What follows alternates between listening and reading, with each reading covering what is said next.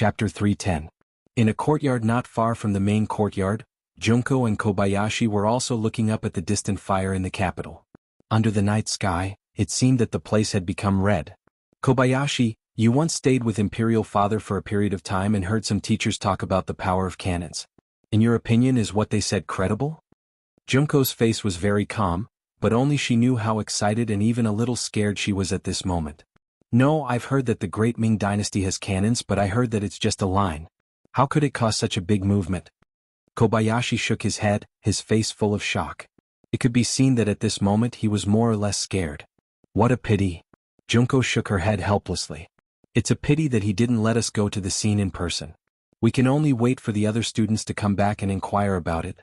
But in the end we heard it from others, so it's not that real. Yang Chendong didn't allow the girls to go to the scene to observe, which naturally made Junko dissatisfied. But she also knew that since it was his order, there was no reason to not carry it out. He had always been a man of his word, and this was one of the deepest impressions Yang Chendong left on Junko. The people in the manor were guessing the situation outside, and just a few hundred meters away from them at the entrance of the manor, the two sides were confronting each other. Qi Lu instigated everyone wanting to use the human wave tactic to fight. But the result was obvious. After a burst of gunfire, there were less than 5 people left standing on the battlefield, and Master Qi Lu was one of them. He was worthy of being the third brother of the Blackwater gang, and his ability to protect himself on the battlefield was not bad. Just like just now, he always tried to hide behind others on the way so that the people in front of him fell one by one, and he was the last one to stand.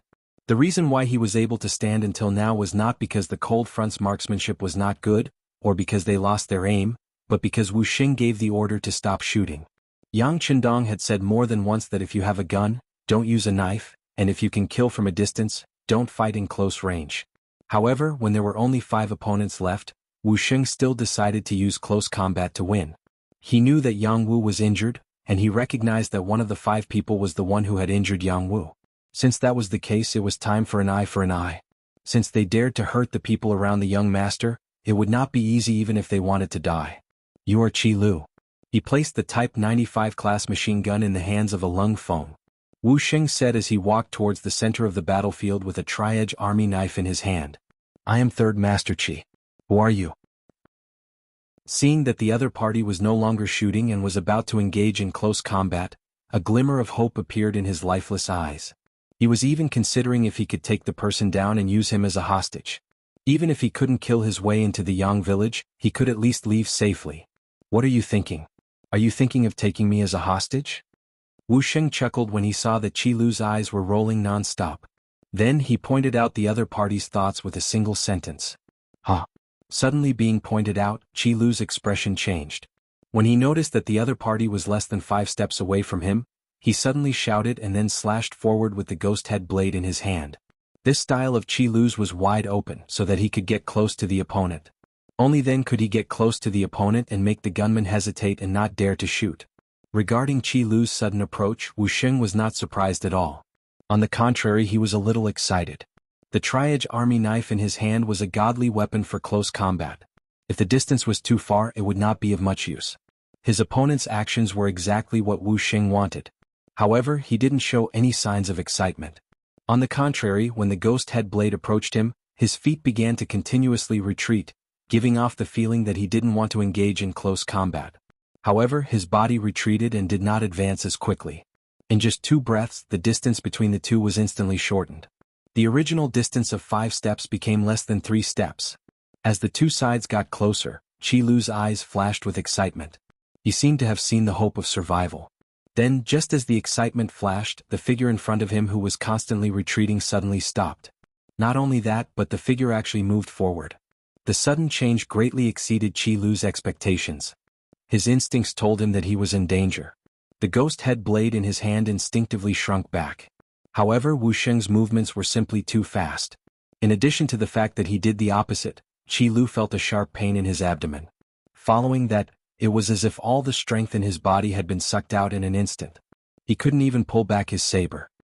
He could only watch helplessly as the heavy saber fell from his hand and fell to the ground.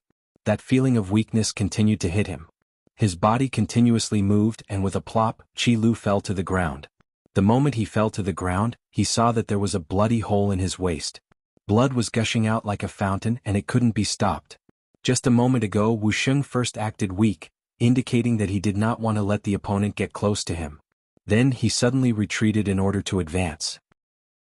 Following that, the triage army knife in his hand pierced his waist with lightning speed, causing him a heavy injury.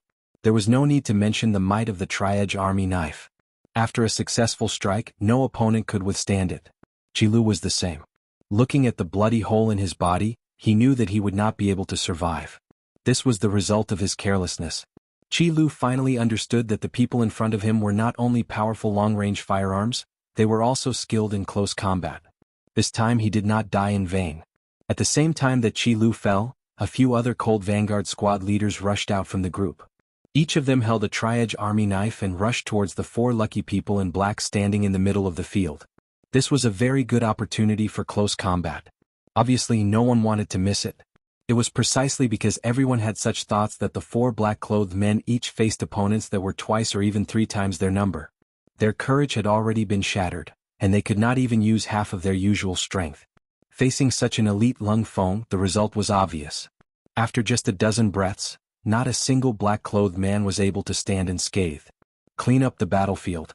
Also ask fifth brother to come out. Wuxia said with a red face after injuring Qilu in one move.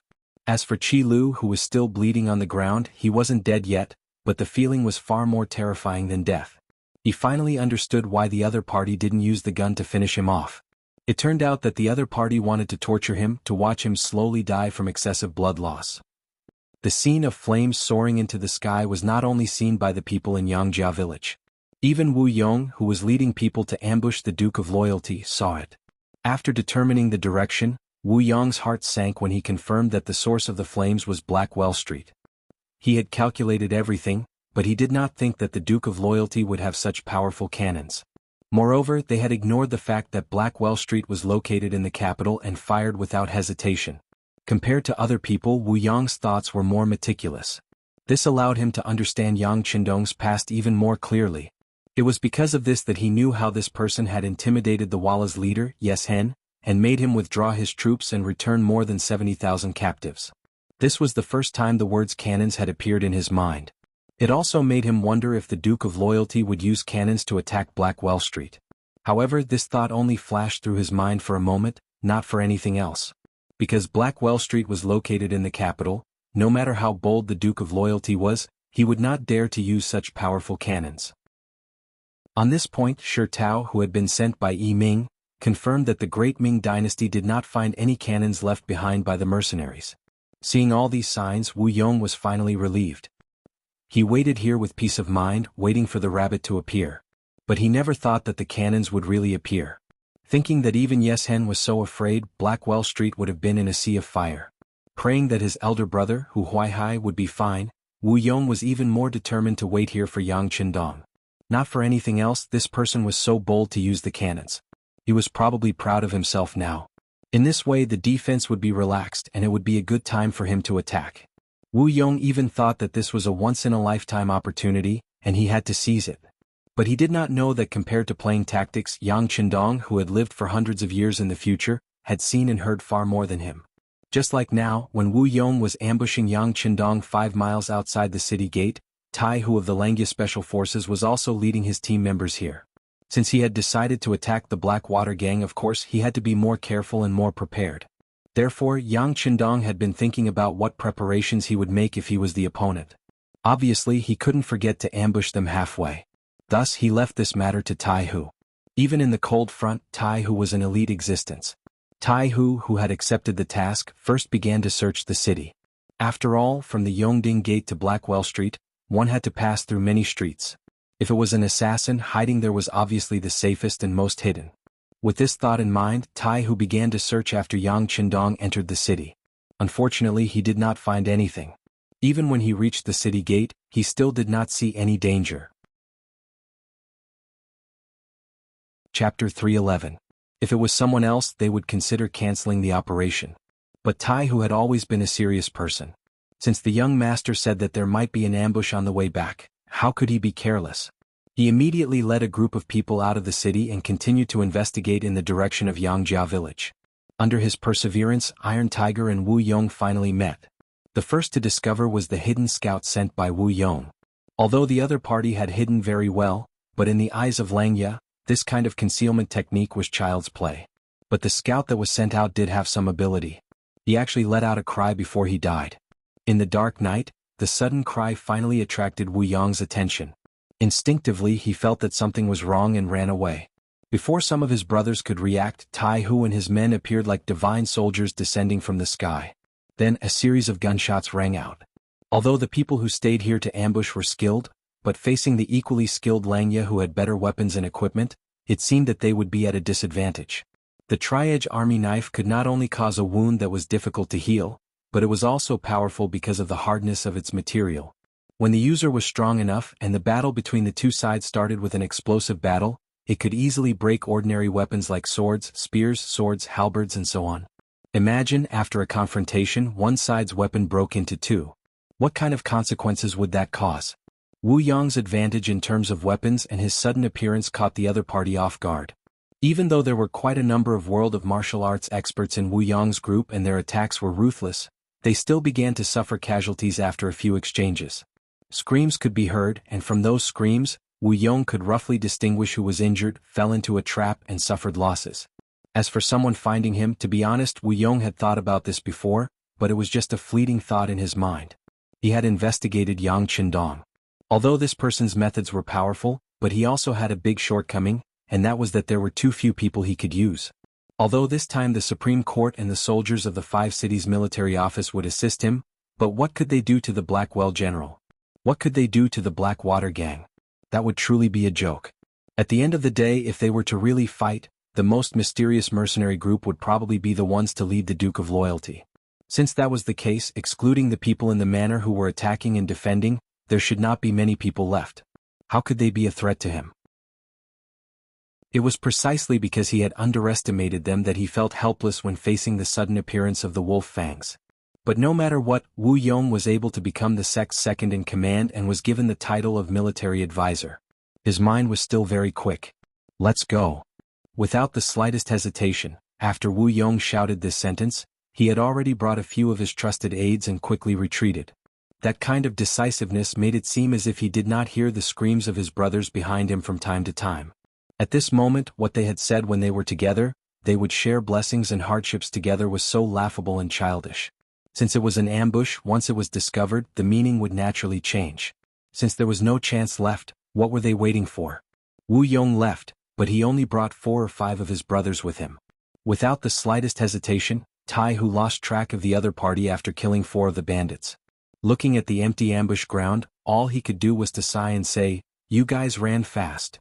He ended this round of slaughter. It was not accurate to say that it was a slaughter because in this battle 4 of the Wolfang's brothers were actually injured. One of the injuries was quite serious. Although it was not life-threatening, he would not be able to get out of bed for at least a month. This result naturally caused the captain Tai Hu to be dissatisfied. However, he also knew that although the Wolf Fangs were the elites of the elites, the strength of the opponents this time was not weak. Moreover, the number of people was several times their own. In addition, they had more training than actual combat, so the opportunity to face off with a blade like this was still too little. But fortunately, as long as no one died after experiencing today's events, presumably once they recovered and returned, their strength should be on another level. The Wolf Fangs were unprepared but still suffered some injuries. It was conceivable that if they suddenly appeared, it might really threaten Yang Qindong's life. Speaking of Yang Qindong, at this moment he was standing on Heijing Street, commanding the bailiffs, constables and soldiers of the 5 cities warden office to clean up the battlefield. They originally thought that this would be a bloody battle. Whether it was the Supreme Court or the 5 cities warden office, the soldiers who participated in this operation were all nervous. Although they knew that the leader this time was the military god, when they thought of the various deeds of the Blackwater gang, it was impossible to say that they were not at all afraid in their hearts. As a martial artist, fame was originally obtained by risking one's life. If one wanted to climb up, it was impossible to not pay a price and even not take risks.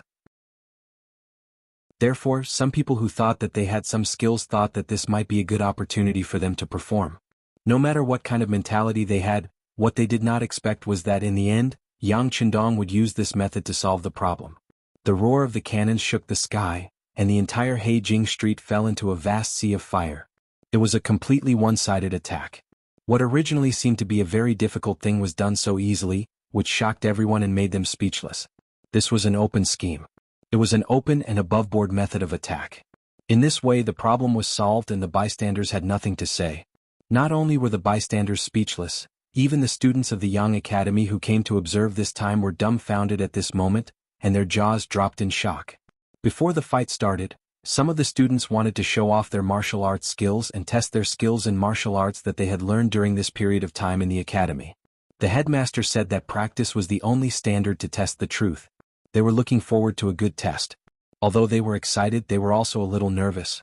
For example, they knew about the chaos in Heijing Street, and that the Blackwater gang was made up of desperados.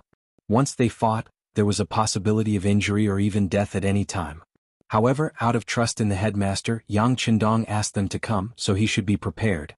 But they never thought that it would be such a preparation. They were simply here to watch a show and there was no chance for them to do anything. It was not accurate to say that they were here to watch a show. Just as the soldiers of the Supreme Court and the 5 cities military office began to clean up the battlefield after the bombardment, they also moved. This was also the headmaster's order. He gave each of them a sharp knife, and asked them to go in and see if there was anyone who was not completely dead. When the time came they just needed to finish the job. As for the people who could live here, Yang Qindong had no mercy at all. Killing was killing, there was no need for a trial at all. Every student was followed by one of Lung Feng's brothers. This was also a way to ensure that nothing would go wrong. These people had been learning from him for a few months, and they were all outstanding people in all aspects. It would be a pity if they were killed like this.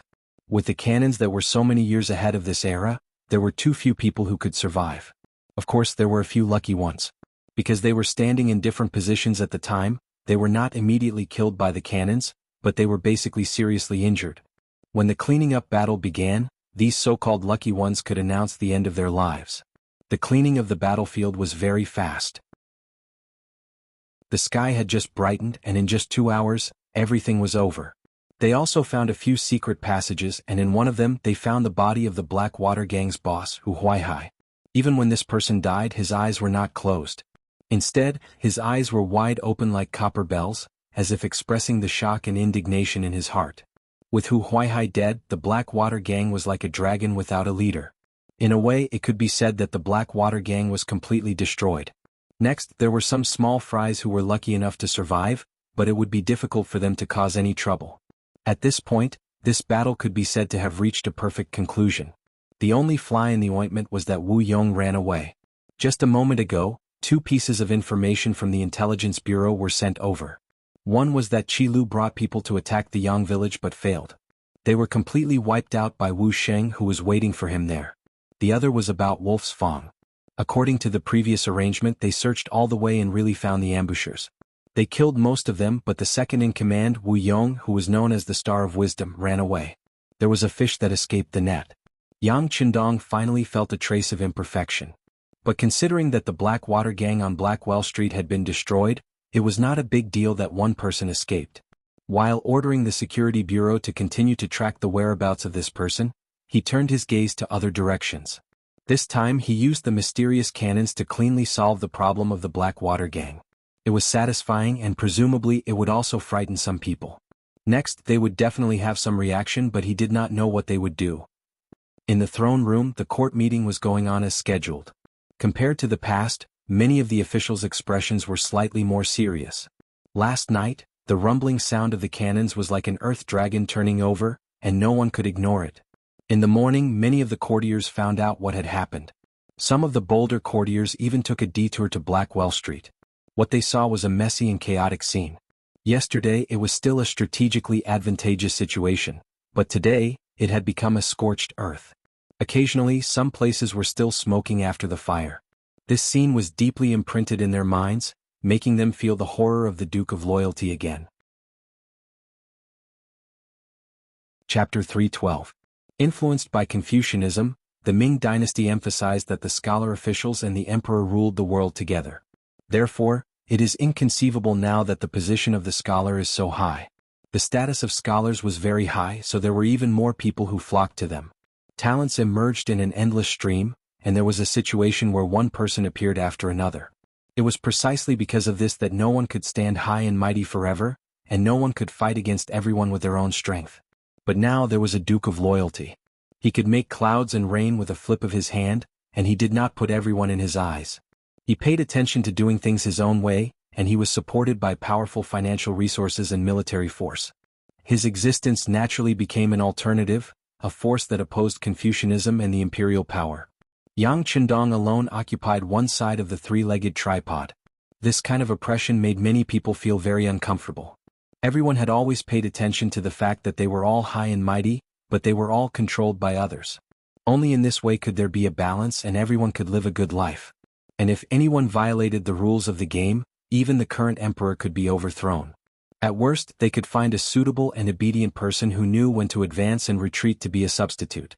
It was like Zhu Qizhen had an accident, and Zhu Qiyu had quickly replaced him.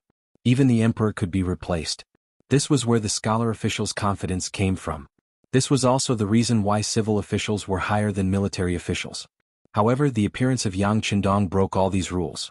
It could be imagined how many people were dissatisfied and voicing their opinions. It happened so suddenly that no one showed it in today's court meeting. Everyone seemed to be thinking about how to unite to suppress this new Duke of Loyalty after going back. But before these people could do anything, the military commander-in-chief among the officials, Marquis Wuxia Shiheng, suddenly walked out of the crowd and said loudly, "Your Majesty, the new army has been recruited and arranged into an army. In order to increase their combat strength, this subject suggests that they be swapped with the soldiers of the Datong Manor, Kaiping Guard, and Guangping Guard. This way they will be able to show their loyalty to the emperor by guarding the borders. At the same time, they can also be trained to become qualified soldiers in the shortest amount of time." I second that. Ming, the Minister of War, stood out and echoed Shiheng's words. The sudden words of the two second-rank officials, one civil and one military, immediately caused the officials to whisper to each other. As long as one wasn't a fool, anyone could see that this had been planned long ago, and had even been tacitly approved by the emperor. When they thought about what had happened in the early hours of the morning, everyone was suddenly enlightened. The so-called changing of the guard, transferring the army guarding the border to the capital, was probably the emperor's counterattack against the Duke of Loyalty and Courage. As foreign soldiers, they were naturally much more obedient than the native soldiers of the capital. Their lack of roots made them even more loyal to the emperor and easier to use. Of course, the important thing was that they were rather unfamiliar with the name of the Duke of Loyalty and Courage. They were far less inclined to believe in the Duke of Loyalty and Courage than the able-bodied men of the capital. If they were replaced with soldiers, the war god's influence in the army would be greatly reduced. In this way, the emperor would have a much better chance of success if he wanted to make a move. Some of the officials couldn't help but shift their expressions. Was the emperor really planning to move against the Duke of Loyalty and Courage? If this had happened a few days ago, even if Zhu Qiyu had wanted to move against Yang Chendong, some of the officials would have tried to persuade him against it. After all, the Duke of Loyalty and Courage was a meritorious subject, and he could not be lightly moved without a good reason. At the same time, this was also for himself. Once he made a great contribution, what use would there be for others to move against him? But what had just happened showed just how frightening Yang Chendong was. In the face of such a subject, there was no master who would not feel threatened. Thus, it would not be excessive to think of ways to strike and even eradicate him. In the crowd, even the Minister of Rights, Hu Chang, and the Minister of Personnel, Wang Zhi, had furrowed their brows for a moment, but they quickly regained their calm and composed expressions. It was true that Yang Chendong's actions had shocked everyone, and it was also true that even the emperor had been shaken. But the two of them did not believe that they would move against this person right now.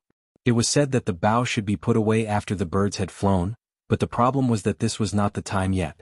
Whether it was Zhu Qizhen's regime in the south or the Wala in the north, they had not yet been dealt with. If they moved against Yang Chendong now, no one knew what kind of ripple it would cause. No matter how dissatisfied Zhu Qiyu was, he did not dare to move recklessly at this moment. For no other reason than the fact that he could not bear the consequences. Without Yang Chendong, the Ying sect in the south could attack at any time, and there would be no buffer between the brothers. Without Yang Chendong, the Wala in the north could attack once more, and his current strength would not be enough to stop them. Just these two conditions alone were enough. Zhu Qiyu probably also saw this point, so he only made adjustments to the troops. This was also a disguised warning to Yang Chendong that he should not go too far. Otherwise, the Ming army, which had no influence on him, could attack him. Although both sides might suffer losses, no one would be willing to bear such an outcome. Speaking of which, this was just a way to check and balance each other. Since the emperor had done this, it proved that he had no intention of falling out with him, and there would not be any danger. Hu Chang was Hu Yan's grandfather, and now that he had a marriage alliance with the Yang family, if something happened, he would not be able to escape responsibility. Wang Ji was Wang Xi's grandfather, and his favorite grandson was studying in the Yang Qindong Academy. He had become one of Yang Qindong's students, and it was said that he was a very important student. In this way, with the title of master and disciple, many benefits were naturally tied together. The tie between benefits and family made it impossible for the two ministers to ignore everything that had happened. They even wondered if they should persuade Yang Qindong to keep a low profile. Of course, the most important thing was, what did the youngest and most daring Duke of Loyalty want to do? What did he want? In the court, with the advice of a governor and a minister and the emperor's permission, the matter of transferring troops was quickly settled. Next, it would probably be to use money and manpower to do things. It seemed that the way of war was an important matter for the country. But because of the bombardment on Blackwell Street last night, it seemed that everyone was unable to concentrate, so no one really took the matter of the Ministry of War to heart. Of course, it was not that they did not take it to heart, but that they could not concentrate. But there were still some people who thought too much, such as Hu Chang, Wang Ji, and the newly appointed left assistant minister of the Ministry of Justice, Su Yozhen. Nothing that happened in the court could be kept a secret. Often, when the higher-ups just made a policy, the people below would soon know about it. Perhaps this was one of the characteristics of the court. Yang Qindong learned about this matter not long after the morning court. At this moment he was standing at the place where Wu Yong had ambushed him. The captain of Langya, Tai Hu, was very sensible. He even caught two people alive. He managed to pry Wu Yong's name and identity out of their mouths. Wu Yong? Shuibul Yangshan? When he heard this name, Yang Qindong's face flashed with an indifferent smile. Then he threw this name aside. Arrange for the security bureau to do their best to investigate this person and arrest him. After saying this, Yang Qindong returned to the luxurious and comfortable carriage. As soon as he got into the carriage, he closed his eyes and rested. He did not sleep last night. This way of closing his eyes was just another way of resting. In his previous life, in order to complete a task, it was normal for him to not sleep for several days and nights. But closing his eyes now was just a kind of nap. In truth, he was thinking more about the matter of changing the guard. He had defeated Walla, become the war god, and rescued 70,000 captives. Yang Qindong held an extremely important position in the hearts of the Ming army. This could be seen from the fact that every time Yang Qindong entered the city, any soldier who saw him would stand at a distance and bow. It was precisely because of this that the matter of changing the guard had occurred. Shi Heng had even intentionally captured many able-bodied men from the capital, breaking up many families for this purpose. At the time, Yang Qindong had wondered if there was a need to do all this just to gather enough soldiers. But now, he completely understood that this was not because there were not enough soldiers. It was clearly to weaken his influence and even divert the disaster away from him. After all, he was a near-legendary existence in the capital, and the immortal abode had the daily spectacle of the war god defeating Walla. With word of mouth spreading the news, it was not a problem for everyone to know about this matter. It was precisely because his influence in the capital was so great that this matter of forcefully recruiting soldiers had occurred. Don't you all worship the war god? Very good. Then I'll capture all of you and send you to the border. Let's see how your war god will save you. This was a method of removing the firewood from under the cauldron. By doing this, not only would it weaken Yang Qindong's influence in the capital, if someone were to guide him, they would even blame this terrible situation on Yang Qindong. One could even say that if not for this person, no one would have been forced to join the army, and they would not have had to leave the capital. If Yang Qindong's predictions were correct, this sort of manipulation of public opinion would be detrimental to him. If he didn't even have this sort of method, neither Shi Heng nor Ming would be able to gain the emperor's favor. But these were just minor tricks. Putting aside the fact that they might not be able to affect Yang Qindong, this method was wrong in the first place. From start to finish, his goal had not been to expand his influence from the capital, but to encircle the cities from the countryside. Chapter 313. It was the countryside surrounding the city. Yang Qindong's intention was to establish himself in the capital and make a name for himself. Then he would establish enough deterrence so that no one would dare to look down on him and make trouble for him. It seemed that he had done enough of these things. Whether it was defeating the Walla army, beating up the Japanese envoy, or bombarding Heijing Street, no one would dare to try anything behind his back. Since it was stable, then what he had done was more or less done. If he were a little more forceful, he would have to confront the imperial power, and the consequences would be unpredictable. At the very least, Yang Qindong, who lacked military power and influence, had not thought about what to do in the capital. In the society of the time, news spread very slowly. The Ming dynasty was still very powerful, and the imperial power still had a deep influence. Changing all of this was not something that could be done in a single day. It was said that heroes were born in troubled times. In the face of the great Ming dynasty, which was not in chaos, many people would find it difficult to do much even if they had all the strength in their bodies. Logically speaking, Yang Qindong could have become a wealthy man in a peaceful world. With his ability and influence, he was completely capable of doing this. After all, no one could hold such an important position in the hearts of both Zhu Qiyu and Qizhen. But since he had come to this world and knew what would happen in the future, Yang Qindong did not want to see his descendants being bullied and trampled on by foreigners. He wanted the health of his descendants, the moment when the Han people reached the apex of the world. With such a grand dream, how difficult would it be to put it into practice? In the future, even if one was rich enough to rival an entire country, it would still be impossible to achieve this goal. With the development of communications and the binding of interests, every action of any country was equivalent to living under a magnifying glass. If any country wanted to do something out of line, they would become the enemy of the world. Any country that was too strong could be labeled as a hegemon. But this was not the case now. With the lack of information, there were even cases where people did not know of each other's existence. Even if they did know, it was very difficult to understand the situation, and it could be called a complete darkness.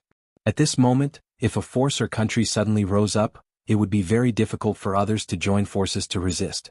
This was an opportunity. With these thoughts in mind, Yang Qindong boarded the carriage and returned to the Yang Manor. The task of cleaning up Blackwell Street was handed over to Sun Po, one of the commanders of the Warden's Office of the Five Cities, and Wang Bo, the deputy of the Supreme Court. There should not be any problems. The next step was to calculate the results of the battle, and then how to make the data look better. Anyone with a little brain would know what to do. For Yang Qindong, this operation was more of a deterrent, a timely show of the tiger's fangs to warn some people. As for how Zhu Qiyu, who had begun to counterattack because of this matter, would change the defense, he would just treat it as a big show to watch. In any case, no matter who it was, he believed that they wouldn't touch him unless they had absolute confidence. Of course, he did it on purpose this time. He wanted to find an excuse for himself and for Zhu Qiyu. He believed that when the right time came, he would be able to grasp it. Before the opportunity appeared, Yang Qindong still focused on the Yang Academy. If everything went well, he would probably leave the capital for a period of time. Before that, how to train the first batch of students was a must. Just like a tiger patrolling the mountains, Yang Qindong returned to the Yang family manor after showing off his prowess. From all kinds of information, it seemed that he was once again the head of the academy with only a few dozen students. When this news spread, many of the important officials were puzzled. Among the officials of the great Ming dynasty, Yang Qindong was definitely an exception and a different existence. Only the Confucian school was respected, so the status of scholars and learned people was far higher than the other common people, merchants, craftsmen, and soldiers. Under the policy of using literature to suppress force, the status of scholars in society was even higher. They seemed to be able to casually point out the country and make judgments about the affairs of the world. Coupled with the fact that they were from the same sect, it was easier for them to band together. This led to the situation where the scholar officials and the emperor ruled the world. Yang Qindong was the descendant of Yang Rong, the son of the three Yangs. Even if he didn't know anything with his status, he wouldn't have a bad life. As long as he had a little ability, he would be able to sit high in the imperial court. It was even possible for him to repeat the past glory of the Yang clan. This was the so-called good birth. However, Yang Qindong had a good birth and was extremely capable. He had even made great contributions and was greatly indebted to both the northern and southern emperors of the great Ming dynasty. If such a person were to sit high in the imperial court, he would be a symbol of a boundless future. Once he had enough experience, it was not impossible for him to become an important official or even a powerful official. It could be said that his future was bright, but he showed that he was uninterested in the imperial court. All he cared about every day was doing business and teaching students. He didn't teach orthodox Confucianism, nor did he teach the Analects of Confucius, the 4 books, or the 5 classics. Instead, he included magic, chemistry, physics, geography, and other things that were called unorthodox at that time. Under the rule of Confucianism, the status of merchants was very low. Even if you were rich, even very rich, if you didn't have enough background, everything you had would become a gift to others. This was the reason why many famous merchants would still be very respectful when facing aristocratic families who were far less wealthy than them. However, it was this business that wasn't recognized by mainstream society that Yang Qindong was willing to dive into and play with. Doing business, teaching unorthodox methods, all these actions really gave people a feeling of not doing proper work. This was what made the important officials and even the acting sect master, Zhu Qijin, unable to understand. Sometimes, the emperor who had stolen his brother's throne couldn't help but wonder what the Duke of Loyalty and Courage that he had bestowed upon him actually wanted. Was he really uninterested in the imperial court? If that was the case, wasn't his targeting a little too excessive? Wasn't he being too sensitive? If even the emperor was thinking this, the other officials were even less able to understand. As the one being suspected, Yang Qindong didn't seem to care about what others thought. After returning to the academy, he became a serious and solemn teacher, diligently teaching his students. His 4 wives and concubines continued to enter the capital that morning. Those who were practicing in the immortal abode and those who were taking in the women on the streets were still doing so. It was as if they were completely unaffected by the bombardment, as if the incident at Blackwell Street had never happened. It was precisely this seemingly ordinary behavior that left everyone scratching their heads in confusion. After thinking about it for a while, everyone turned their attention back to their own matters. Although the bombardment in the middle of the night was still there, it was only aimed at Blackwell Street. Since it didn't have anything to do with them, they naturally went back to what they were doing. Only a few people with deep foresight could vaguely see that this young Duke of Great Ming's loyal and courageous actions were all practical matters. Developing commerce was accumulating money, Yang Bao was controlling public opinion, the immortal abode was expanding its influence, the Yang clan's bank was hoarding money, and even the Yang clan's academy was teaching pragmatism. It was just that the majority of people couldn't see it clearly. But regardless, the storm gradually calmed down. Some of the officials who had thought that something major was about to happen breathed a sigh of relief. More attention was placed on the matter of changing the guard of the army. When it came to the mobilization of hundreds of thousands of troops, there were a lot of things that needed to be done, a lot of money needed to be spent, and there were also a lot of empty seats. How to curry favor with them and get what they wanted was what the officials should consider and do. With Zhu Qiu's approval and powerful officials like Shi Heng and Yi Ming taking charge, the matter of changing the guard of the army began to unfold with great vigor. Squad after squad of soldiers walked out of the capital, and squad after squad of soldiers entered the capital in an orderly fashion. This display of the Great Ming's military strength allowed even more officials and nobles to relax and enjoy their lives. But in the wake of all this, countless families had been destroyed and countless people had been lost. The officials turned their attention away from Yang Qindong, but there were still some people who paid attention to this person. In an unremarkable Qingshun inn in the capital, in the dimly lit backyard, a tall man was standing there, listening to a man whose eyes occasionally flashed with killing intent. Big brother Yen, my big brother and third brother died too unjustly this time. You have to uphold justice for us. The shorter man, who was dressed like a wanderer of the Jianghu, had said many things before concluding with these words. You seem to be weeping about something. Unjustly? The person who was addressed as Big Brother Yen uttered one word. It was unknown whether he was sighing or speaking from his emotions. He shook his head lightly and continued, You 2 brothers went up against the Duke of Loyalty and Courage of the Great Ming Dynasty, who is also known as the God of War. Since you did it, you should have expected such an ending. Yes, we were careless in this matter. But no matter what, he shouldn't have been so ruthless. It's a pity that my elder brother was killed by the bombardment in the secret passage, and my third brother was killed by a flintlock. If I don't do something, I won't have the face to see my brothers after I die, the scholar continued to speak. He didn't seem to want to give up. At this point, everyone should know that this scholar was the second master of the Blackwater gang, Wu Yong, who was also known as the military advisor. He also thought that this operation would be too challenging, so he made 3 preparations. However, he never expected that the other party had no intention of tangling with him at all. Instead, the other party used an advanced firearm and ended everything with a single push. Chapter 3:14. Yesterday at this time, the 3 brothers were still drinking and eating meat together, imagining the beautiful future after this deal was completed. But today he was the only one left alive. How could he be satisfied? As for the brother standing in front of him, his name was Yen Tao. He had always had a good relationship with the boss of the Blackwater gang, Hu Huaihai. It was said that boss who had saved his life before. Now this person had an identity that could not be ignored.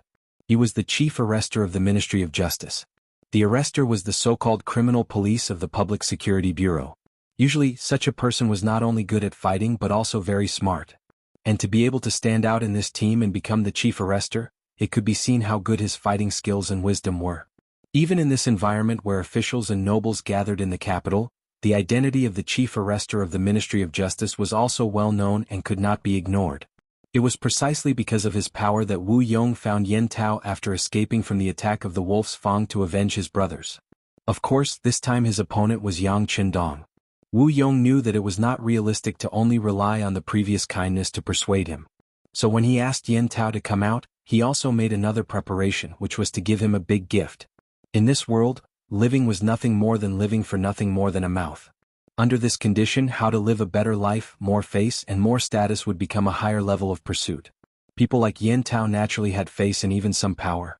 But because of the importance of his position, there were many people who had their eyes on him. There were not many ways to live a more luxurious life in terms of money. Wu Yong saw this point and this time he used it as a breakthrough point. Seeing that Yen Tao did not agree to avenge his elder brother and third brother, he gritted his teeth and said, "Big brother Yen, as long as you can avenge my elder brother and younger brother, the Blackwater Gang is willing to give you all the benefits that we have accumulated over the years." Hearing the benefits, Yen Tao seemed to be confused. But the fast twitching of the corner of his eyes was still noticed by the clever Wu Yong. "That's right. It's the gold and silver that we've plundered over the years. Adding it all together, it's about 800,000 taels. As long as we can take revenge, all of this will belong to brother Yen." 800,000 taels was undoubtedly a huge sum of money. Although Yen Tao was one of the chief constables of the Ministry of Justice, and people often gave him gifts, it was still a lot less than this amount. No one would be moved by it. On the other side, Wu Yong had already used his trump card. Naturally, he wouldn't stop there. He continued to say, "Big brother Yen, although the matter between you and our Blackwater Gang is secretive, it's not like we don't have any clues. If you really want to find it, it's possible. With that loyal and courageous Duke's character, he must have found out about our previous relationship. Would he spare me? But with these 800,000 taels of silver, it will be different. You can no longer be a constable. You can go far away at any time and find a place where no one knows you to be a rich man. Wouldn't that be great?" On one hand there were threats and on the other hand there were benefits. It was a game of steamed buns and sticks. And in Yen Tao's ears, there was no doubt that there were bolts of thunder. Even if he wanted to peacefully deal with the matter in front of him, he probably couldn't. After an unknown amount of time, perhaps it was very fast, perhaps it was the time to brew a cup of tea, or perhaps it was an hour, he finally heard the sound of a long exhalation. Obviously he had already made a decision. "This matter is troublesome. You can stay here first. Don't worry, this is one of the strongholds under my jurisdiction. No one will find this place." Yen Tao agreed. Wu Yong's face was immediately filled with joy as he said, "I'll listen to big brother Yen. I'll stay here." Wu Yong was confident that Yen Tao wouldn't do anything to him. He didn't see any benefits, nor did he see any other brothers. Who knew if he had left any backup plans outside? Once something happened, his relationship with the Blackwater Gang would be exposed to the world. Relying on this, Yen Tao naturally didn't dare to have any devious thoughts. Even if there was one, it could only appear when he killed Yang Qindong and got the money to escape to the end of the world. Seeing that Wu Yong was so tactful, Yen Tao nodded his head in satisfaction. "But since we have to make preparations, we can't do without the silver taels. Don't worry, big brother Yen. I'll arrange for someone to send the silver taels over tonight. Is 400,000 taels enough?" "It's enough," Yen Tao happily replied. In a sense, these 400,000 taels of silver were taken from the 800,000 taels that he deserved. According to the rules of the martial arts world, he had to collect half of it as a deposit. From the looks of it, Yen Tao was really prepared to help. After discussing the matter and appeasing Wu Yong, Yen Tao left Chengshan Inn. However, he didn't go in the direction of the Ministry of Justice. Instead, he walked a few rounds on the streets as if he was bored. After confirming that no one had seen him, he went in the direction of the Yu residence. Yu Shiyue, the current Minister of Justice, was deeply trusted by the current emperor. He should have had a bright future and limitless glory. However, because of a conflict with the Duke of Loyalty Yang Qindong, his grandson Yu Xiong was sentenced to death. His eldest grandson Yu Yuanbi, also suffered in prison. In addition, Su Yozhen was assigned to the Ministry of Justice as the left assistant minister, with the intention of replacing Yu Shiyue. The Yu residence, which was supposed to be bustling with people and carriages, became much quieter. After all, he was still the Minister of Justice. He was still the Minister of Justice, and there were still many officials who came to visit him every day. By the time Yan Tao arrived, he could only enter from the side door.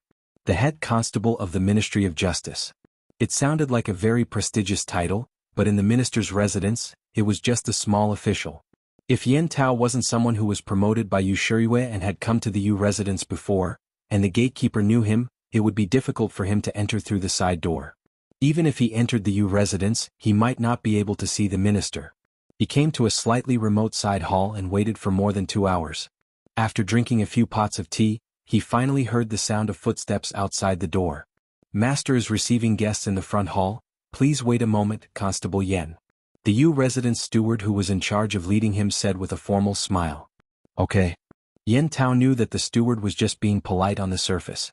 Regardless of whether the minister was really receiving guests or not, if someone of his status wanted to see the minister, it was necessary to wait a little longer. This was the place where he could show his prestige. Speaking of which, Yan Tao's skills were not bad. Even in the Jianghu he was quite famous. It was not an exaggeration to call him a first-class master. However, under the environment that emphasized culture and suppressed martial arts, not to mention a constable with good skills, even a general who killed on the battlefield would not have any status in the minister's residence. This was the rule under the influence of the Confucian school. Martial artists were not valued and were seen as simple-minded and physically developed. Such people had no future and could even be the main factor in civil strife. Merchants were suppressed because they were seen as people who only cared about profit. Such people, if there was milk, then there was mother.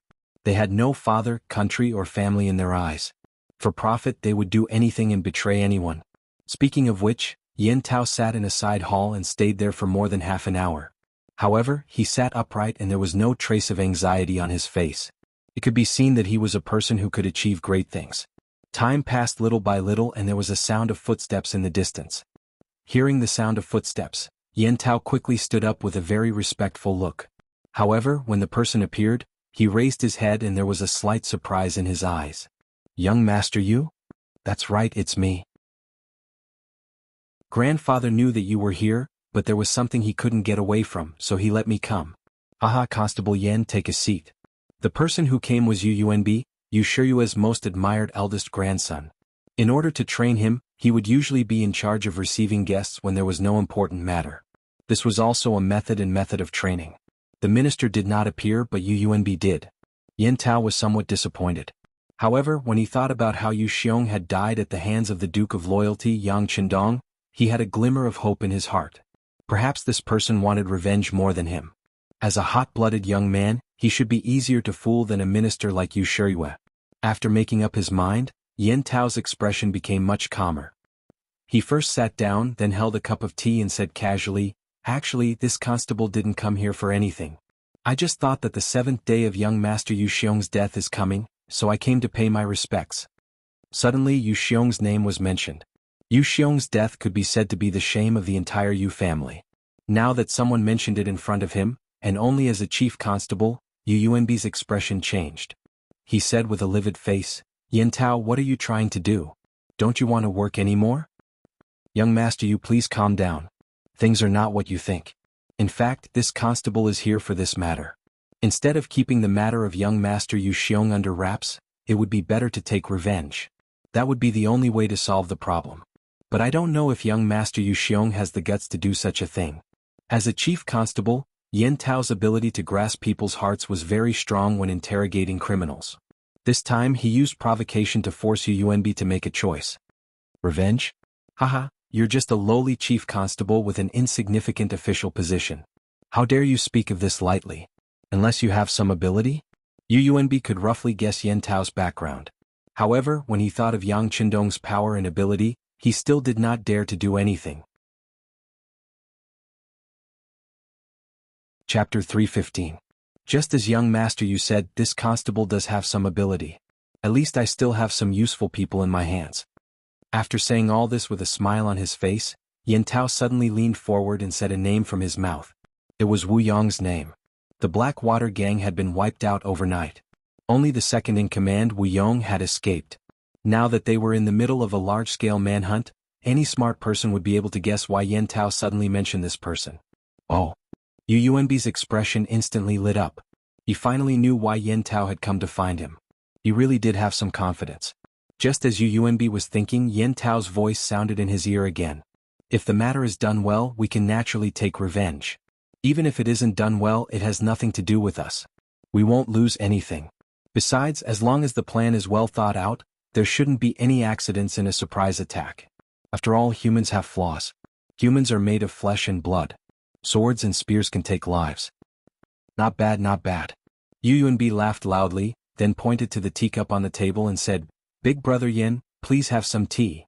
Yu Yuanbi had changed the way he addressed Yen Tao from Constable Yen to Big brother Yen. This was his way of expressing their closeness, and it also meant that he would support the other party. How could Yen Tao not feel it?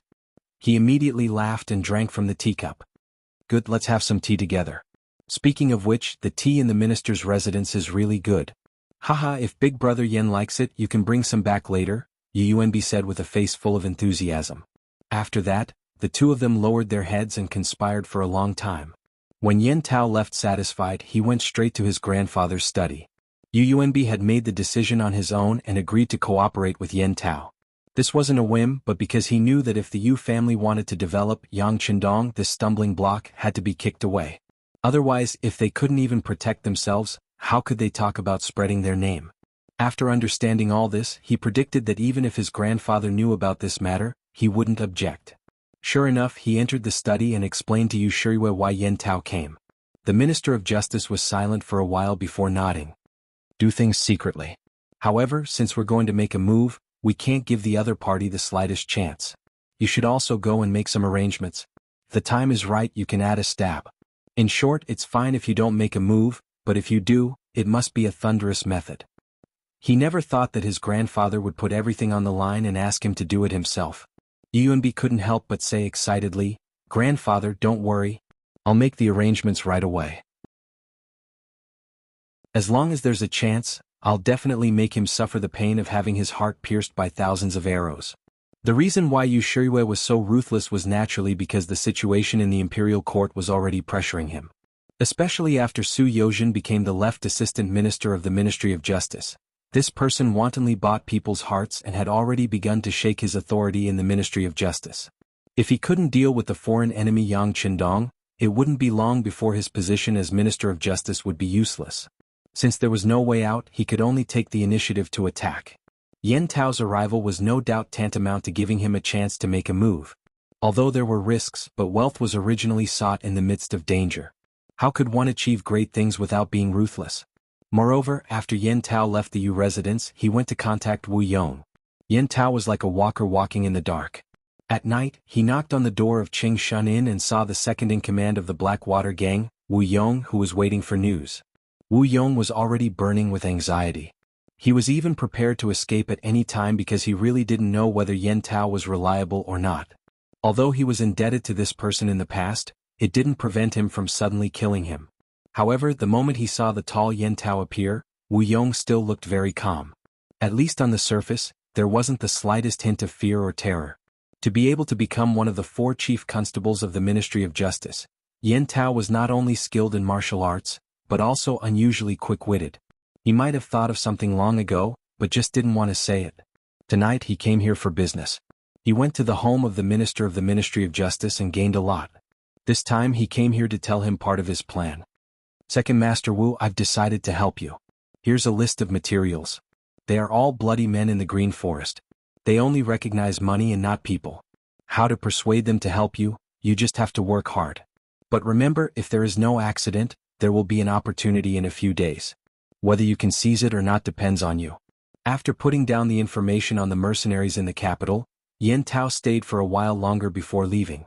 He knew of Wu Yong's abilities, and he was confident that he would have no problem recruiting these men to work for him for the time being. As for the people in the materials, in fact, they were some bandits with names in the Ministry of Justice. Some of them even had bloody cases. Such people were the so-called scum of society. However, it was undeniable that these people had a clean background. Even if someone wanted to use them, it would only be a temporary exchange of power and money. No one would support them. This way it could be guaranteed that when they were used the news would not be leaked out quickly. Moreover, with Wu Yong's intelligence he would not make things too clear. As long as he paid he would let these people work for him. As for who he killed, those people would not know until the last moment. In a few days Wu Yong should be able to do this. As the local boss of the underworld in the capital and the former second-in-command of the Blackwater Gang, his ability should not be underestimated. In 1451 AD, the second year of Jingtai of the Ming dynasty, the Miao people's uprising began. Huiming and Huiming were the princes of the Minzhuang king Zhu Yuanzhang, the 18th son of Zhu Yuanzhang. In the first year of Jingtai 1450, Zhu Yuanzhang died, followed by Huiming. Huiming, the king of Guangdong, was brave and strong. His family, Duan Yuhong, was favored by the king because of his excellent skills. Later Yu Libin said that Huiming was abnormal and should be the ruler of the world. Thus Huiming started a rebellion. He made a fake imperial edict and sent Duan Yuhong, Meng Neng and Qin Tianxing to the Miao people's territory. He used silver seals and gold coins to lure the Miao people to attack Wugang. After the Ming dynasty's southern emperor Zhu Qizhen heard the news, he sent the governor of Huguang Wang Lai and the chief military officer, Liang Luo, to suppress the rebellion. After Zhu Qizhen went through the Tumu incident, his personality became more gloomy and his methods became more ruthless. After he gained a foothold in the original capital of Nanjing, he began to reform the governance of officials and started to train soldiers. Courage after knowing shame. Because of his experience, Zhu Qizhen knew that the so-called under one above all, under the Ming dynasty, and under the emperor's wisdom were all fake. Only a strong military force and an abundant national treasury would be the true core of the country. In order to achieve this goal, he issued a series of orders, and the entire south began to expand the source of soldiers. Under the eyes of many, soldiers were forcefully arresting strong men, causing the originally rich south to be in a mess. Who knew how many families were torn apart because of this? Because of this, some scholars openly expressed their opposition. Some even said that this was clearly militaristic and not the way of a saint. In the past, the emperor had always been very tolerant of scholars. This was because many times, they represented the will of the people and the will of the world. If one offended them, it would be difficult to have a good reputation among the people, and there might even be chaos. However, Zhu Qizhen, who had a goal in mind, was ruthless this time. Any scholar who dared to talk about national affairs, especially those who criticized his actions, were all arrested. He did not hesitate to become enemies with some scholars because he wanted to restore the glory of the great Ming dynasty. He wanted to unify the north and south of the great Ming dynasty. He wanted to wash away the shame of his past.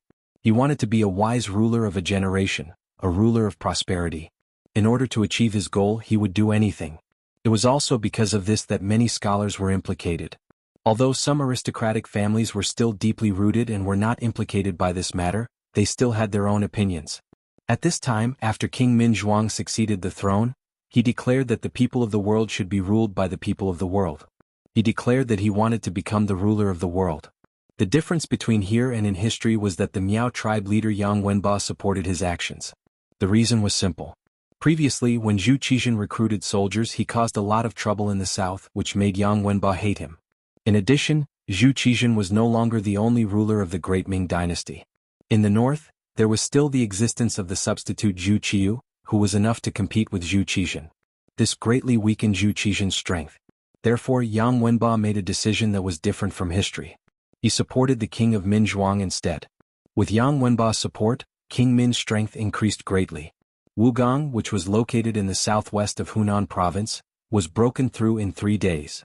After winning the first battle and taking down King Min's emblem, he finally gained the recognition of some aristocratic families.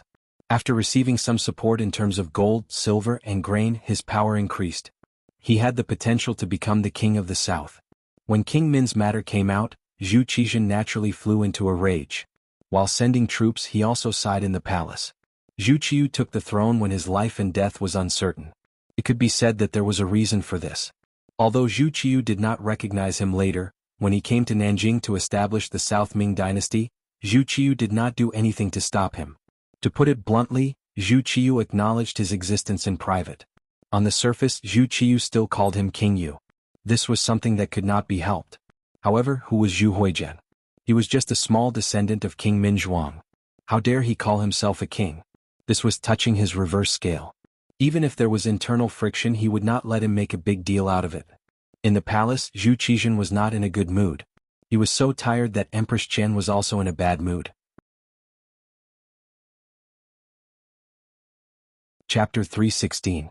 It was a common situation in the Great Ming Dynasty at that time, not to mention that Empress Qian had always loved Zhu Qizhen. If Empress Qian was worried, she would be more worried. Empress, His Majesty is talented and intelligent. You don't have to worry too much. A young eunuch was standing beside Empress Qian and speaking carefully. He was a eunuch who was not very old but had an extraordinary manner of speech. He was Mao Mu, the eunuch who had been indebted to Yang Qindong and was later ordered to follow Empress Qian out of the capital. Before the Tumu incident, Mao Mu already had some status in the imperial harem. Zhu Qizhen's life was unknown, and the chief eunuch, Wang Zhen, died in the chaos. As a eunuch promoted by Wang Zhen, he was also implicated. It was only after he took out most of his wealth that he was able to save his life. It was not until Yang Qindong returned to the capital that everything became better. Later he approached Empress Qian on behalf of Yang Qindong and finally came to Nanjing. After seeing Zhu Qizhen become the South Emperor, he became the most trusted eunuch of Empress Qian and had some status in Zhu Qizhen's heart. Seeing that his master, Empress Qian, was in a depressed mood, Mao Mu tried to explain carefully. Alas, His Majesty's fate is not good. Since he came to Nanjing, he has always wanted to be the master of prosperity, but things are not going well. Every time I see this, I feel uneasy. I always want to do something, but I am short-sighted. I can only work hard to deal with the affairs of the imperial harem and try not to let His Majesty worry. Empress Qian shook her head and was angry at herself. Speaking of which, Empress Qian did love Zhu Qizhen very much. In history she had done her best to protect her man, but she also had a tragic end. In this life, because of the appearance of Yang Qindong, she did not have to be so wronged, but because she loved Zhu Qizhen too deeply, how could she be happy when Zhu Qizhen was unhappy? Seeing that Empress Qian was in a bad mood, Mao Mu blinked and then said in a low voice, "Empress, in fact, the problem of Nanjing is not that difficult. You just need to send an army and sweep it. Sweep away." Empress Qian trusted Mao Mu very much, so she was not angry because of the other party's arrogance. She just shook her head after listening. "Although I don't know what political affairs are, I have heard that Zhu Huichen is now in contact with Rong Kong Shiping Ho Mubin, Duke Qian. In the name of jointly ruling the world, his power is getting stronger and stronger." Rong Kong Shiping Ho Mubin was a member of the Mu clan. They had been living in Yunnan for many years and had been helping the Great Ming Dynasty resist the covetous eyes of Myanmar, Laos, and Vietnam until the end of the Ming Dynasty. At the time when he was in the middle of the Great Ming Dynasty, he still had some strength. If he cooperated with Zhu Huihua, it would undoubtedly be like a heavy hammer smashing towards Zhu Qiu. The politics of the southern Ming Empire would truly be in danger. As the head of the palace eunuchs, Mao Mu was second only to Cao Jixiang, who was favored by Zhu Qizhen. He naturally knew about this matter. Hearing Empress Qian's words, he smiled. "Empress need not worry. The Mu family's loyalty is not a problem. He will not walk together with a traitor like Zhu Huichen." Yes, His Majesty has also said this. Ben Gong also knows. But I heard that it is not peaceful there. Several small countries are beginning to stir. It is not easy for Rong Kong Shiping Ho to suppress them. He is unable to send troops to help His Majesty quell the rebellion. Empress Qian first nodded as if sighing for Mu Bin's inability to send troops. But then she shook her head. Thinking that the current situation was not as she wished, she felt a bit sad. Since Rong Kong Shiping Ho is unable to send troops, why not ask the Duke of Loyalty and Courage to help? Mao Mu seemed to speak emotionally. But after saying this, he quickly shut his mouth and knelt on the ground. "Your Majesty, this subject misspoke." "En?" Facing Mao Mu's performance, Empress Qian was first stunned. Then something seemed to flash through her mind. "Wait, what did you just say?" "This subject misspoke. Empress, please punish me." At this moment, Mao Mu lowered his head deeply, looking like he had done something wrong. Mao Mu's actions were indeed too much. How could he, a eunuch, talk about national affairs at any time? The aftermath of Wang Zhen's intimidation of the government was not over. Based on what he said just now, even if he had to be convicted, it would not be too much. Empress Qian did not think so much. She was only thinking about Zhu Qizhen. She did not intend to pursue Mao Mu's unintentional words. On the contrary, when the title of the Duke of Loyalty and Courage came out, the young man who saved her from the palace flashed through her mind. For some reason, she seemed to see a light in her originally gloomy heart. Can he? Empress Qian seemed to be talking to herself, but also seemed to be asking Mao Mu in front of her. Mao Mu's head was originally lowered, but his eyes were constantly moving. He knew his identity. He was a spy arranged by Yang Qindong around Zhu Qixin. When something big happened here, he could ensure that he could get accurate information at the first time. This time, the Security Bureau, which rarely contacted him, directly found him and said that the sixth young master was preparing to go south. They asked him to coordinate and find an opportunity to command troops. Since he took the job, he had to do it. Originally, Mao Mu did not know how to ask. Using Zhu Huihua's matter, he found a breakthrough. Seeing that Empress Qian seemed to be moved, he tried to answer carefully. Your Highness, this subject thinks it should be possible. After all, when the Emperor was in trouble, he did a lot. Now that the army is in chaos, if the Duke of Loyalty and Courage can come, it should not be a big problem. He has the title of Army God. Army God? Yes, this Empress has heard of him. But he is now in the capital in the north. Will he come here to help the Emperor? Empress Qian asked uncertainly. Whether he will or not, we have to try. After all, he is a subject of the great Ming, the Duke of Loyalty and Courage. Now that the army in the Walla in the north has retreated for a long time, presumably the Duke of Loyalty and Courage will not be of much use there. Mao Mu was still speaking carefully, but the speed of his speech was getting faster and faster, and his mind was getting more agile. Yes, we can try. Empress Qian muttered to herself, and then suddenly stood up as if she thought of something. At this moment, the helpless look on her face was completely different from before. It was as if she had suddenly found a good way. She wanted to see the Emperor. Yang Family Academy. After experiencing the bombardment of Blackwell Street, the enthusiasm of the students here was even higher. The fact told everyone that what they were learning would be the most advanced thing in the current society. Thinking about how the Mountainhead science could create such a huge commotion, and how it could be so lethal, everyone's learning was no longer supervised by others. They all took the initiative to learn. Because of her identity, and because she was a girl, Junko did not get the opportunity to go to Blackwell Street to observe. But from the mouths of other students, she still learned what happened that night. Although the students had different descriptions of the cannons, there was one thing that couldn't be wrong, and that was the power of the cannons. They could kill people as if they were weeds.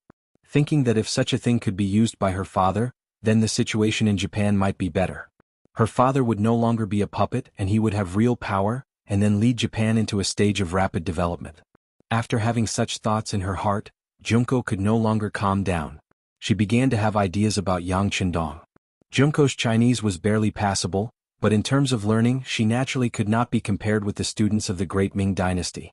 After all, her foundation was not solid, but fortunately she had a shortcut, and that was to directly find the owner of this advanced artillery, Yang Qindong. After having this idea and thinking about the benefits she could give, Junko saw that Yang Qindong was about to leave after the class, so she trotted all the way to catch up with him. Yang Qindong, who was holding a textbook in his hand, felt Junko chasing behind him, and his footsteps could not help but slow down a little.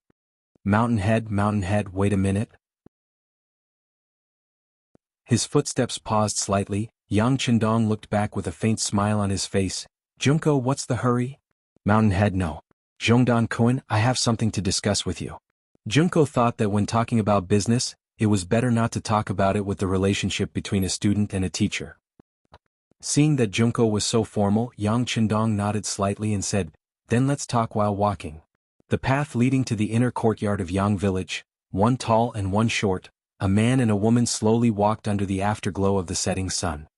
Zhongdan-kun, I heard about the bombardment of Kurajing Street. I want to buy those artillery. Name a price, no matter how much money it is, I can find a way to get it. Junko's voice was filled with great determination. She had known Yang Qindong for a long time, and she knew that he did not like to beat around the bush, so she simply went straight to the point. Buy artillery? Yang Qindong was stunned for a moment before he shook his head. I'm sorry, I borrowed the cannon. The implication was that the artillery was not his. Junko naturally knew a little about this. She knew that there were powerful mercenaries behind this Zhongdan-kun. Presumably, those artillery should be in the hands of those mercenaries. But even though she knew this, Junko still put her hope on Yang Qindong. Lord Zhongdan, Junko knows your relationship with the mercenaries. Can you negotiate with them to sell me 2 cannons? You can't, just one is fine too. How much money do you want? We can discuss it. Junko wanted to transport the artillery back to Japan, then bombard the general's residence, just like how they bombarded Kurajing Street, razing it to the ground. In this way the general and his aides would die under the artillery, and his subordinates would be like a group of dragons without a leader. Then the emperor would take the opportunity to seize the real power. And to do all this she could only do it through Yang Qindong. Her face was full of hope. No matter how much money it is? Yang Qindong pretended to be very curious and asked. Chapter 317. Yes, we can discuss any amount. Junko blinked her beautiful big eyes. Any amount is negotiable? Yang Qindong repeated this sentence and saw the sincerity in the other party's eyes. He couldn't help but smile and said, "But do you know that when I wanted to buy one, the other party asked for 10 million taels? 10 million taels. Hiss." After hearing the price, a look of shock flashed across Junko Yu's face, followed by hesitation and confusion. Ha ha ha. Yang Qindong couldn't help but laugh after seeing her reaction. He turned and left. He knew that Junko had to think about some things carefully before coming to a decision. He couldn't push her too hard at this moment. As a person of the future, Yang Qindong naturally didn't have a good impression of Japan. If possible, he would bring Lung Feng over. Rather than say that he was going to reform them, it was better to swallow them whole. It would be more satisfying to rule the world. However, although Lung Feng's development was going smoothly, it was still very difficult to reach a certain scale due to the limitations of the environment, population, and wealth. Even if he was in the capital, he could only do things to intimidate others. He couldn't really overthrow them. Where would he find the time and effort to do anything to Japan? He wasn't strong enough, but that didn't mean that he couldn't do something first. For example, he could disrupt the internal affairs of Japan. This way it would be much easier to deal with the empty Japan in the future.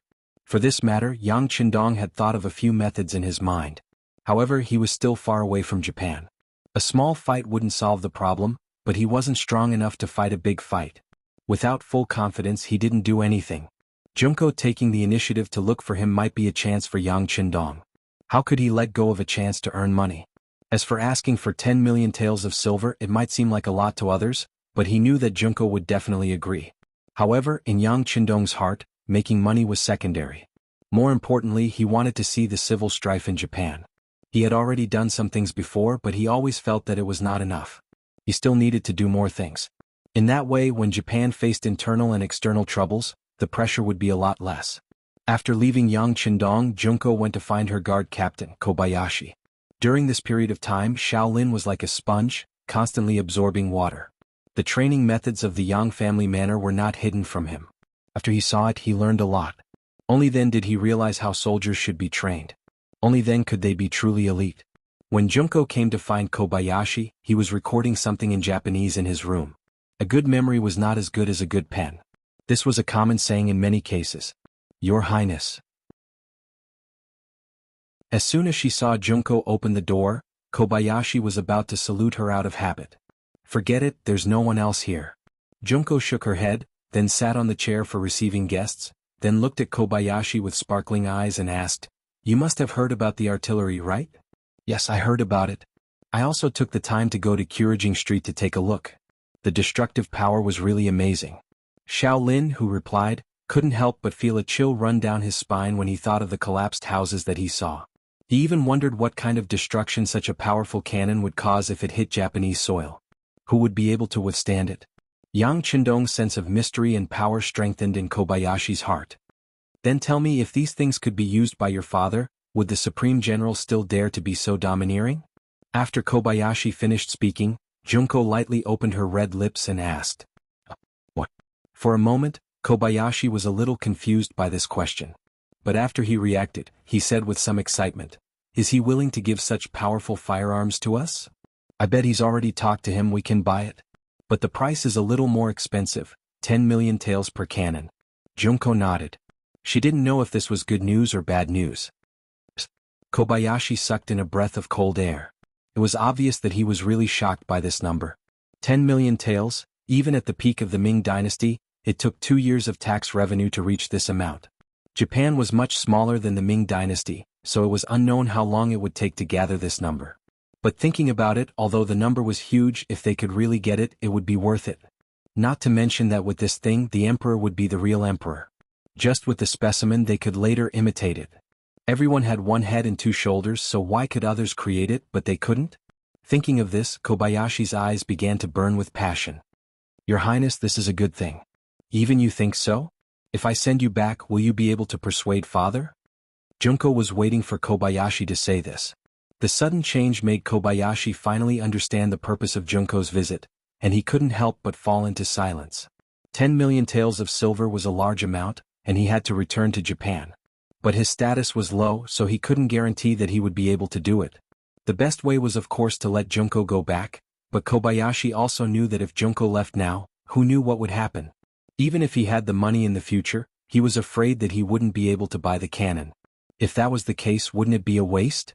While Kobayashi was still hesitating, Junko said anxiously, Kobayashi, I will write a letter to father, please. After saying this, she bowed deeply to Kobayashi. Your Highness, please don't. I will try. Kobayashi saw Junko's action and knew that he couldn't avoid it. He thought that it was better to give it a try, and if it didn't work he would just take a trip back to Japan, and then find an opportunity to come back here. Kobayashi finally agreed, and Junko's face flashed with a charming smile. Then I will go and talk to him, and then I will write a letter to father. You should be prepared. Junko quickly appeared in front of Yang Qindong and said that she wanted to buy the cannon. Of course, she still didn't say her identity, only that her family was very interested in it, and that such a powerful cannon could be sold at a higher price once it was shipped to Japan. 10 million taels of silver, this was already a heaven-defying price. Yang Qindong really couldn't think of any other price. But for Junko's completely self-deceiving idea, he could only nod. He also promised that once he saw the money, he didn't need to come to the great Ming dynasty anymore, and he could go to Little Luli Island to trade. And for safety, the mercenaries could escort the cannon to Japan's territorial waters. Junko was naturally happy that her safety was guaranteed. She was still very confident about whether or not she could get the cannon with the money. The source of this confidence was naturally her understanding of Yang Qindong. She knew that this person was a person who kept his promises, and he would never deceive her. Soon Junko finished writing a letter. She wrote down what she had seen and heard in the Great Ming Dynasty, including the incident where her country sent samurai to attack the Tianjin garrison a while ago. She emphasized that the Great Ming Dynasty was now very powerful, and it was far from what the weak Japan could touch. She also hoped that father could stabilize the situation in the country and strengthen himself first. As for the power of the cannon, she wrote in detail. The most important thing was that with this weapon, it could instantly turn the general's mansion into a piece of scorched earth, and at that time, it would be the time when the imperial power would be concentrated. That night, Kobayashi left with the letter written by Junko, and under the protection of 2 soldiers sent by Yang Qindong. He would go straight to Tianjin Guard, where there would be a special ship to send him back to Japan. Sometimes opportunities were fleeting, sometimes rare, but sometimes they came as they wished. It was unknown whether the Yu family and Wu Yong's luck was too good, but after only 3 days the opportunity appeared. On the night of Kobayashi's departure, something happened that even Yang Qindong didn't expect. It didn't seem artificial at all, and the fact was that it was just a coincidence. The crown prince, Zhu Jianxin, was ill. As the only son of Zhu Qiyu and the future successor of the emperor, his headache and fever were also national affairs. Because the illness happened at night and was a little urgent, the imperial physician, Li Qing, was called to the East Palace. After taking the pulse, he gave a prescription. After the medicine was boiled and taken, the illness not only didn't get better, but also became worse. At first it was just diarrhea, but later, it became vomiting. This frightened the people who served here. The eunuchs first detained the imperial physician, Li Qing, and then reported the matter to the emperor, Zhu Qiyu, and Empress Han. After receiving the news, Dai Zong and Empress Han came to the East Palace with the imperial physician's office. Li Qing was also sent to the Ministry of Justice's prison to await punishment. Who was Li Qing? He wasn't as simple as an ordinary 8th-rank imperial physician. He had another identity, Yang Qindong's 5th brother-in-law, the Duke of Loyalty. As soon as something happened to Li Qing, the Li residents in the capital received the news. 5th sister Yang Qindong was even more anxious, and the first thing she thought of was her 6th brother, Yang Qindong. She hated that it was still dark and the news couldn't be spread. As soon as the sky brightened, the security bureau in the city sent the news, saying that her 5th brother-in-law, Li Qing, was imprisoned in the Ministry of Justice's prison. It was said that he had injured the crown prince, Zhu Jianxin, but the details of the matter still needed to be investigated. Prepare the carriage, let's go to the capital. Yang Qindong's feelings for his fifth sister were still very good. He could guess that his fifth sister was probably very anxious at this time, so he decided to go to the capital personally to ask for an explanation.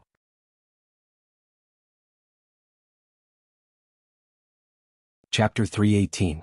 Yang Qindong suddenly entered the capital and saw fifth sister's carriage at the Yongding gate. Immediately, Yang Qindong comforted fifth sister and asked her to return to the residence and wait. He would investigate everything and give her an explanation. With sixth brother taking action, Yang Li was naturally relieved. She also knew that it was not good for a woman to appear in public at this time, so she returned to the residence. At that time, many people saw the scene of the conversation, and the news quickly spread to all sides. When Yen Tao heard the news, he couldn't hide the joy on his face.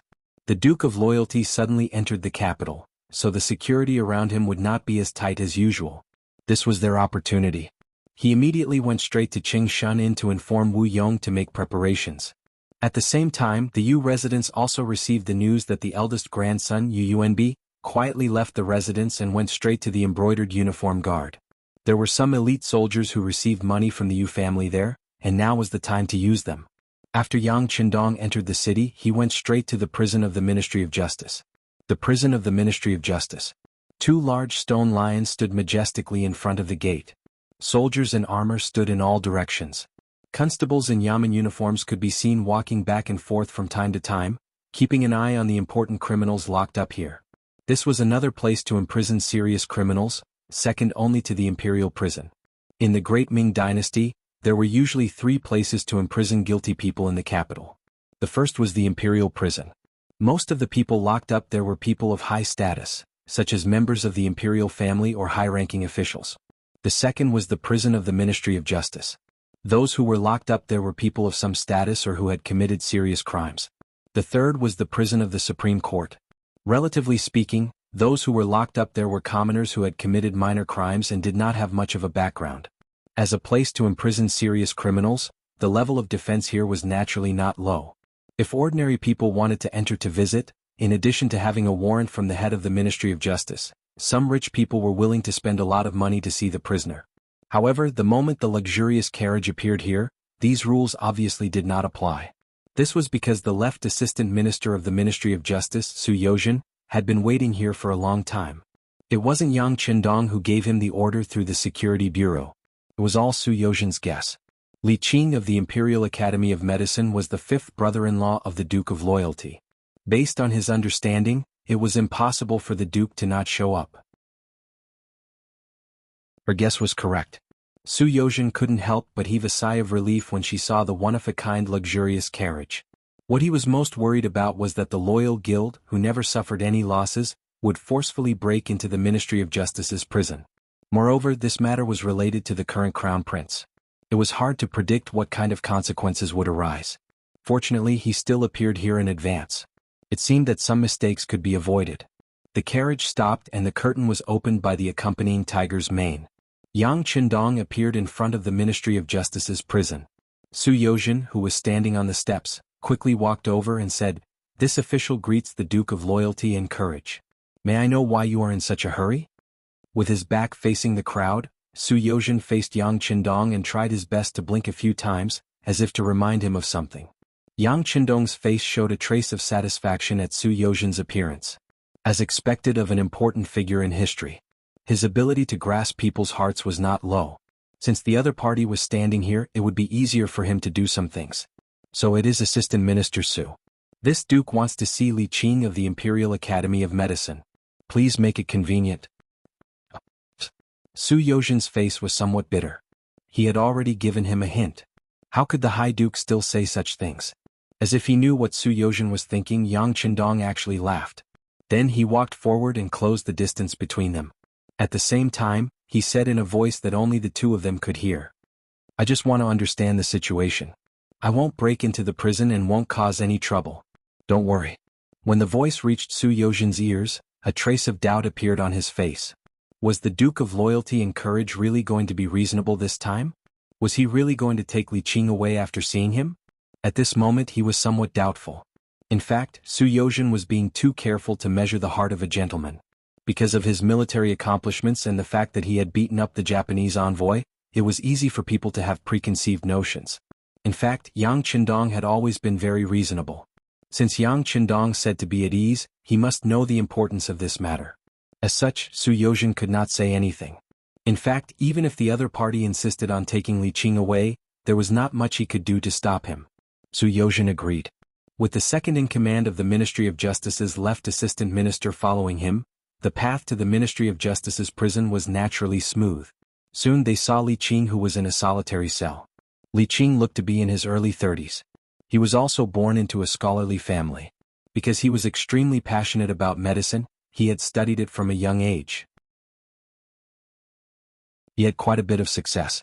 Later on, through his family's connections, he entered the Imperial Hospital to take up a post.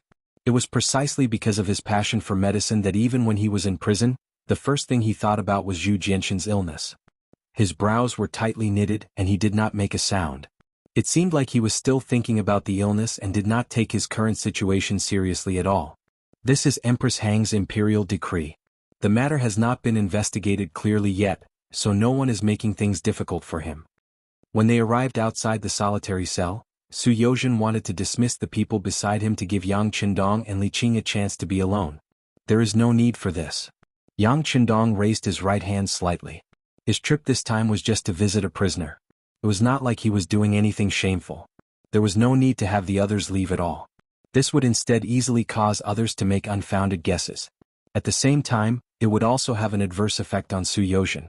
Su Yozhen did not allow the others to leave. Just as he was wondering what Yang Qindong was going to do, he squatted down. He squatted down and looked at Li Qing, who was behind the iron door, and asked, "Fifth brother-in-law, what exactly is going on? Also, how is the Crown Prince's illness? Can you tell me about it?" "What Qindong is here." Li Qing, who had been meditating, was interrupted by Yang Qindong's voice. Only then did he realize where he was. He couldn't help but bitterly smile and say, "It is rare for the loyal Duke to come and see me. I am endlessly grateful." "Okay, fifth brother-in-law, let's talk about serious matters. What is going on with the Crown Prince's illness?" Yang Qindong did not beat around the bush and went straight to the point. All of this was seen by Su Yozhen. He could not help but admire Li Qing's character. Just now, when he first called out, "Qindong Lai," it was clear that he did not realize where he was. He only thought that it was because he was greeting someone at home. However, when he found out that he was in a prison cell, he was not too surprised. Instead, he expressed his gratitude. If he was the one being thrown into prison, he definitely wouldn't be able to maintain his composure. While thinking this, Su Yozhen noticed that at this moment, Li Qing was really telling Yang Qindong about the Crown Prince's illness. He was speechless in his heart. What was going on? Shouldn't they be asking who Li Qing had offended and who he suspected of being framed by? What was the point of talking about his illness now? It was clear that Su Yozhen was judging others by his own standards. He believed that there must be someone framing him for this to happen. However, Yang Qindong had already thought it through. Perhaps it was because of the illness, which was why he asked about medicine. Li Qing was a knowledgeable person. He was especially knowledgeable when it came to medicine. If it was about other things, perhaps he could stay silent for a long time. However, when it came to professional matters, he spoke with assurance and spoke about Zhu Jianxin's illness. Diarrhea, abdominal pain, bloating, nausea, vomiting, headache, fever. After a stool test, it was yellow and watery. "I've already written a prescription, but considering the Crown Prince's young age and poor health, I didn't dare to use too much. I only used half of the usual amount. But who would have thought that his illness would worsen and he would vomit? This is all my fault. I'm really speechless." Li Qing spoke for a long time. There were many words that Su Yozhen did not understand. However, when he looked at Yang Qindong, he stood there and nodded as if he understood. "Okay, I understand. How about this, you stay here and don't make a fuss. I will make sure that nothing happens to you." After finally understanding the truth, Yang Qindong had some guesses in his heart. After comforting Li Qing, he turned to Su Yozhen and said seriously, "My fifth brother-in-law is here. If he is treated unnaturally, your Ministry of Justice should know the consequences." "Loyal Duke, don't worry. Our Ministry of Justice does things based on evidence." With someone watching, Su Yozhen naturally spoke with an official tone. "That would be for the best." Yang Qindong nodded and left with large strides. At the entrance of the Ministry of Justice, he re-entered the luxurious carriage. However, the carriage did not leave for a long time. Su Yozhen, who was waiting to see him off, was puzzled. Su Yozhen did not understand what Yang Qindong was doing. Just as he was about to ask, the curtain of the carriage was opened again. Yang Qindong appeared with a box in his hand. "Give this to the crown prince. His illness should be under control. Take it." Tiger's Mane handed the box to Su Yozhen. Yang Qindong's voice sounded again. "I will not leave the capital. If the effect is not good, your majesty can send people to arrest me. However, if he does not dare to take this medicine and does not trust me, then don't blame me for reasoning with him." After saying this, the curtain of the carriage was lowered again. Su Yozhen stood there with a puzzled expression.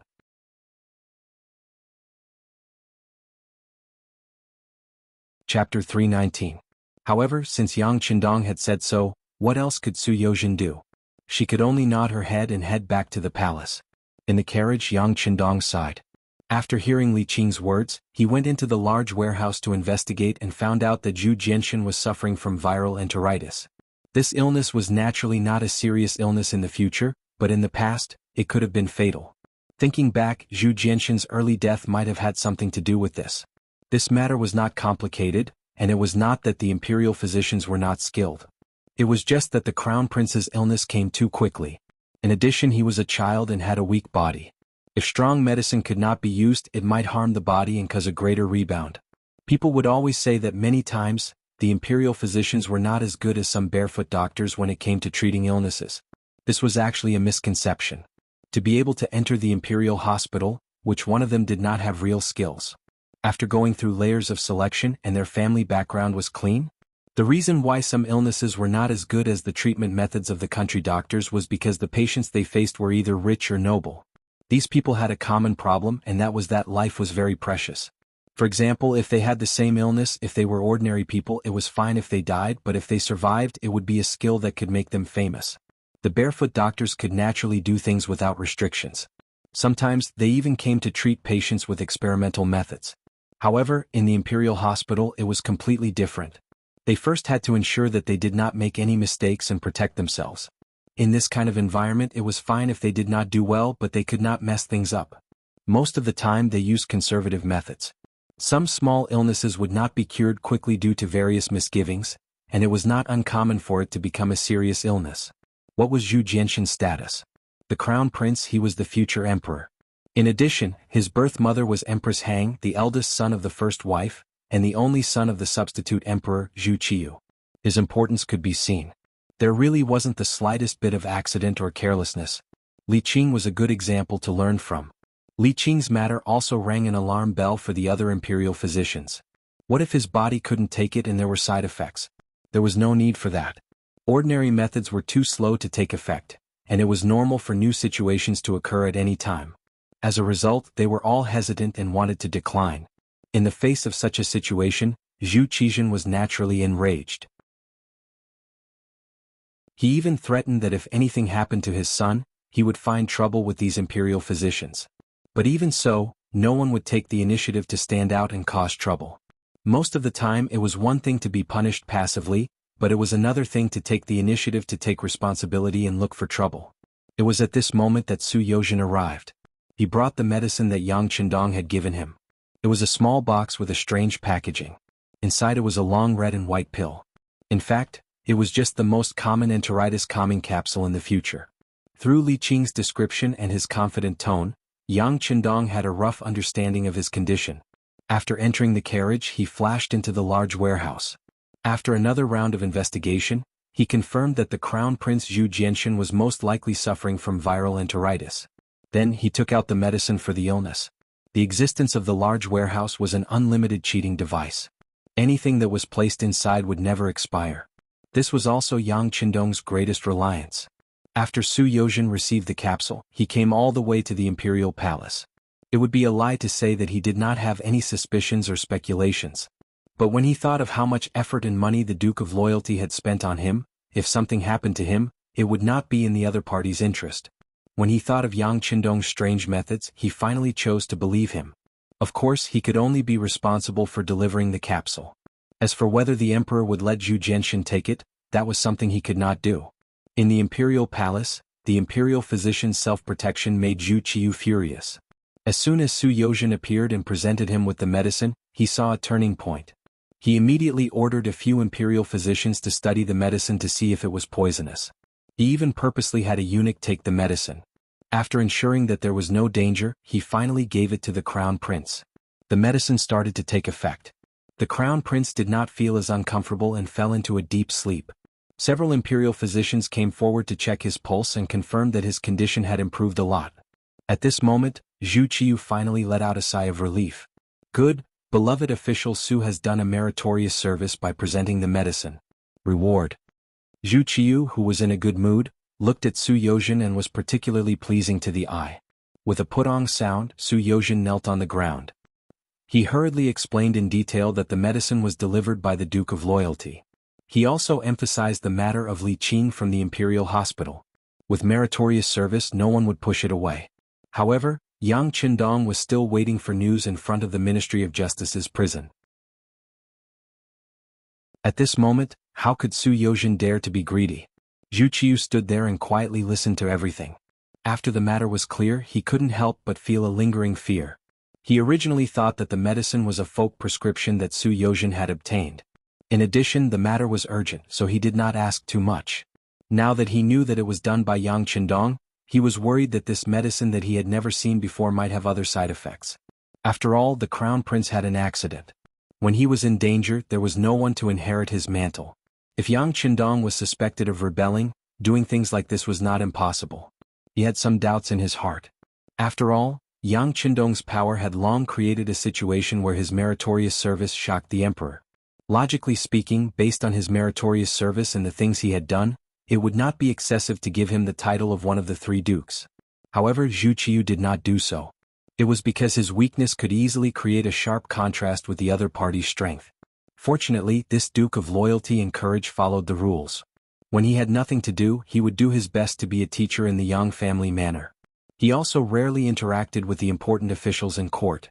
As the emperor, he was very satisfied with this kind of method of not forming cliques. In order to compromise, as long as Yang Qindong did not do things too ostentatiously, he would also turn a blind eye. For example, when he beat up the Japanese envoy and wrestled with Minister Yu Shiriwe, he only reprimanded him. He did not do anything excessive.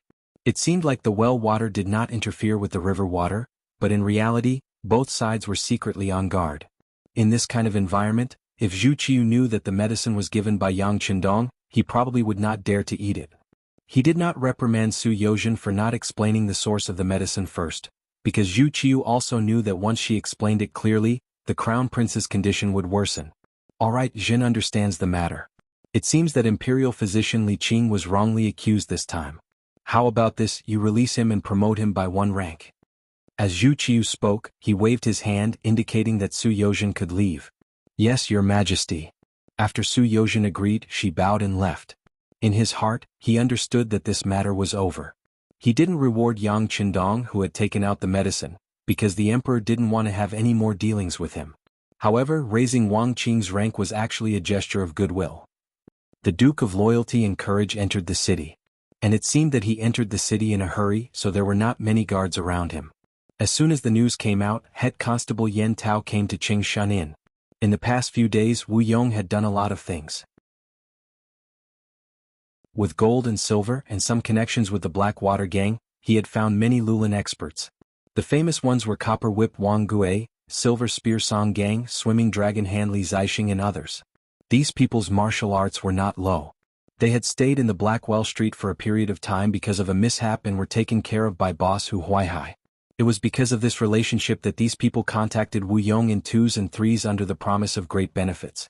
Although the matter with the Blackwater gang had come to an end, Wu Yong still did not dare to move around in the capital during the day.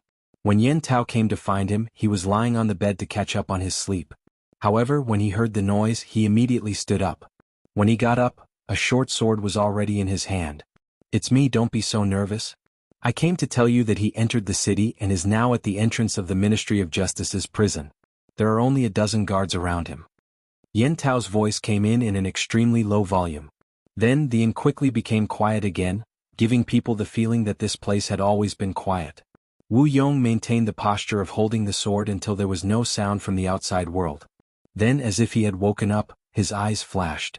Then he put on some makeup and quickly left Qingshan Inn. Although with his status, it would be more dangerous to go out during the day. Some opportunities were fleeting. If he did not seize them, he did not know when the next opportunity would come. As for Yen Tao, after leaving Qingshan Inn, he went to Yu Mansion again. This time it was easy for him to walk in. The person who received him was the eldest grandson of Yu Mansion, Yu Yuanbi. He had also received the news and was waiting for his arrival. Then a large net covered Yang Qindong's head. However, before everything happened, it was still very calm, like the darkness before dawn. There was no wind, no rain, and no sunlight. In front of the Ministry of Justice's prison, Li Qing was released. He did not show any fear on his face.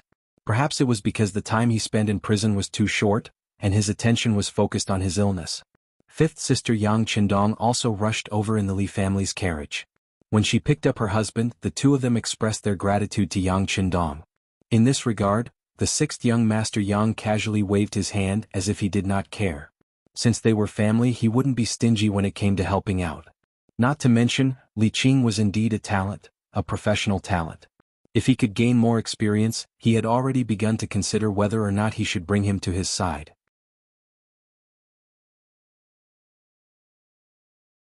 Chapter 320. After settling the matter, Yang Qindong naturally would not stay in front of the prison of the Ministry of Justice any longer. The carriage turned around and headed straight for the south of the city. Everything that happened here today was just a small interlude in Yang Qindong's eyes. It was not something to be taken seriously. But he did not know that there was a murderous plot waiting for him on the way back. The Yongding Gate was one of the gates that Yang Qindong used to return to the Yang village. They had passed through this place countless times, and even the soldiers of the 5 cities warden's office were extremely familiar with this place. When they saw that one of the most luxurious carriages in the capital, they bowed from a distance to express the respect they felt for it. Every time this happened, the curtain of the carriage would be opened, revealing Yang Qindong's young, handsome, and calm face. He nodded slightly, which could be considered as a greeting to the soldiers. Just this small action made countless soldiers extremely excited. Their eyes shone with excitement. Speaking of which, Yang Qindong still had some influence in the army, and it was not small before. Just like after defeating the Walla army, it was easy for him to infiltrate the army with his influence. But he did not do so. Originally he walked the path of the elite. Although this way the early development would be very slow, the advantage was that he had a solid foundation. Yang Qindong also believed that, with the passage of time, there would be a day when this army would grow stronger. At that time, it would be the time for them to rise to the top of the world. The carriage left the Yongding Gate and headed for the Yang village 15 li away. In front of them, a group of 100 people was waiting in formation. They were lying on the side of the road, holding their breath and waiting for something. They were dressed in different clothes, and many of them were not familiar with each other. But this did not prevent them from gathering here because they had a common goal, and that was to kill the Duke of Loyalty of the great Ming dynasty. The people of the Lulan did not follow any rules. They might go berserk and kill people because of a sentence, but they might also fight because of a contemptuous look or fight over meaningless disputes. It was because of this that they were even more terrifying. And now, this group of terrifying people were gathered together. From this, it could be seen how powerful the person who attracted them was. That man was Wu Yong, the former second-in-command of the Blackwater Gang. He was lucky enough to survive. Back then, his mission was to ambush Yang Qindong halfway, but because he was detected too early, he failed in the end. This time, he took the same route as before and even led these people to an ambush location not far from the previous ambush location. With this arrangement, he seemed to want to climb back up from where he fell. There were more than 100 heroes, all of them were Lulan people, and all of them had learned some martial arts.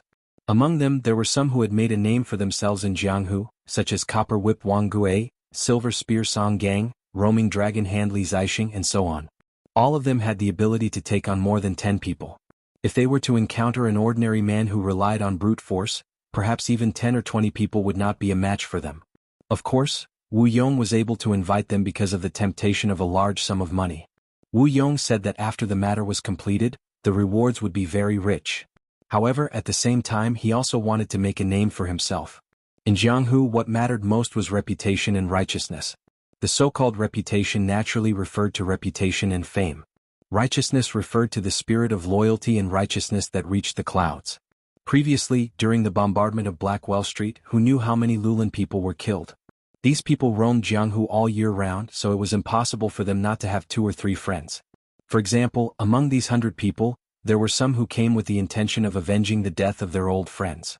There were also some who came for fame. If they could kill the Duke of Loyalty and Courage of the great Ming dynasty, presumably, it would be awe-inspiring. From then on, their reputation in Jianghu would be even more resounding, and it would be easier for them to do things. With all kinds of thoughts, more than 100 people hid in the dense forest beside the road. Since they were experts who had learned martial arts, they naturally had the ability to hide and adjust their breath so that from a distance, it was impossible to see anything wrong with this place compared to other places. Under everyone's expectant eyes, a luxurious carriage appeared, and a small guard team of more than a dozen people also appeared in everyone's line of sight. At this moment, an austere atmosphere unknowingly filled this dense forest. Affected by it, one's breathing unconsciously became heavier. If one's hearing was good, one would already be able to faintly hear the sound of slightly heavy breathing. The carriage approached from afar, 300 feet, 200 feet, 100 feet, 800 feet, 500 feet, 300 feet, 10 feet, 8 feet, 5 feet. As it got closer and closer, the faces of the guards could already be seen through the dense forest. Suddenly, a loud shout rang out, and then a figure seemed to descend from the sky. A long bronze whip smashed directly at the moving carriage. The wind was swift and the rain was like thunder. Under this blow, it had the power to wipe out 1,000 soldiers. Caught off guard, the roof of the luxurious carriage was hit heavily, and the whole body of the carriage seemed to be smashed a lot. However, because the body of the carriage was really sturdy, it was pierced with one blow. The person who made the move was Copper Whip Wangue. He first hid in a big tree, and when the carriage passed by, he suddenly attacked from above. He wanted to split the carriage to reveal the target of this trip, but because he underestimated the sturdiness of the carriage, his attack failed. When the attack began, a whip fell from the sky, and the horn of the attack was blown. Figures rushed out from the dense forest, either holding swords, sabers, or spears. The speed of these people was very fast. The distance of 100 feet was covered in only 2 to 3 breaths. Before the dozen or so guards could react, they rushed towards the unique and luxurious carriage that represented an extraordinary meaning. Boom! A long spear flashing with silver light directly pierced into the carriage. The one who made the move was Silver Spear Song Gang. After Copper Whip Wangue's attack failed, he used his own attack method. Clang! Just as the long spear was about to pierce into the carriage, a long saber came slashing over and struck the body of the silver spear, causing it to deviate slightly.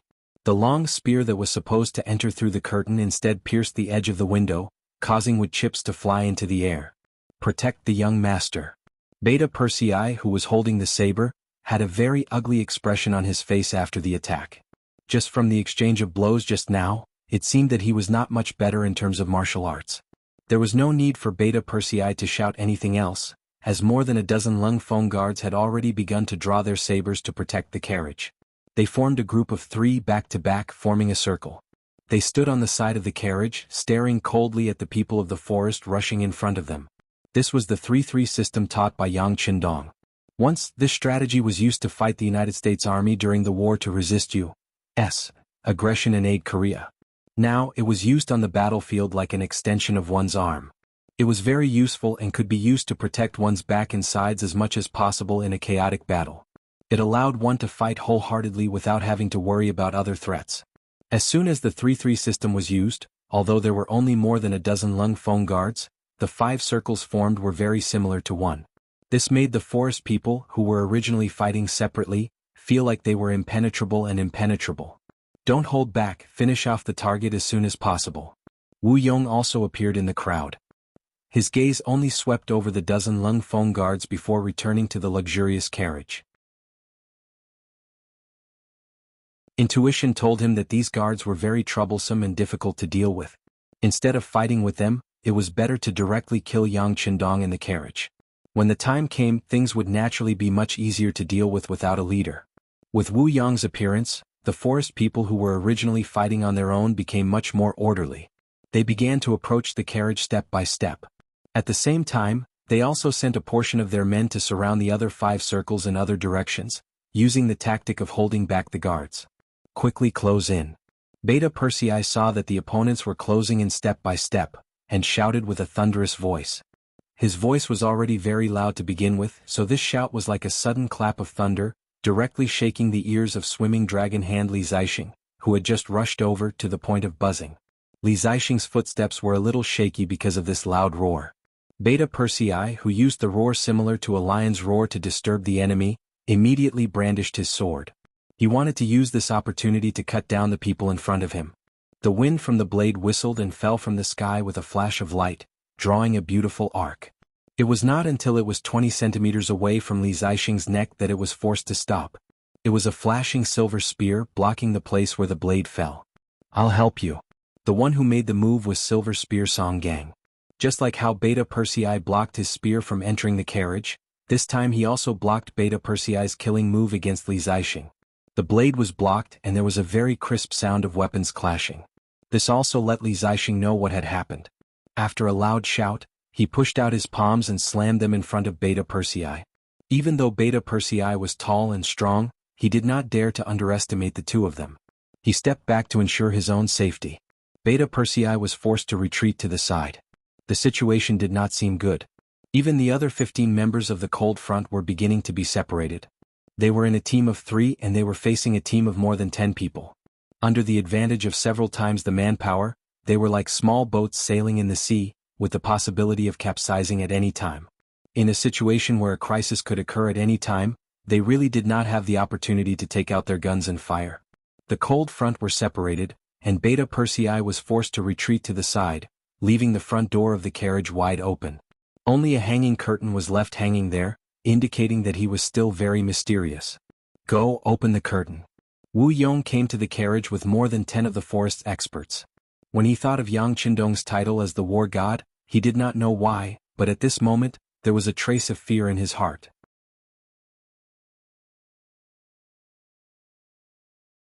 Chapter 321. The forest man pointed out by Wu Yong did not have so many taboos. Sometimes ignorance was blameless. He did not know how powerful Yang Qindong was, and was even a little excited that he could lift the curtain. Taking large strides forward, he placed the saber in his left hand and reached out his hand towards the area where the palanquin curtain was. Bang! The sound of a gunshot rang out and the blade fell to the ground. A bloody hole appeared on the forehead of the Greenwood man, and blood was flowing out of it. His eyes were wide open, showing the confusion and fear he had in the moment before he died.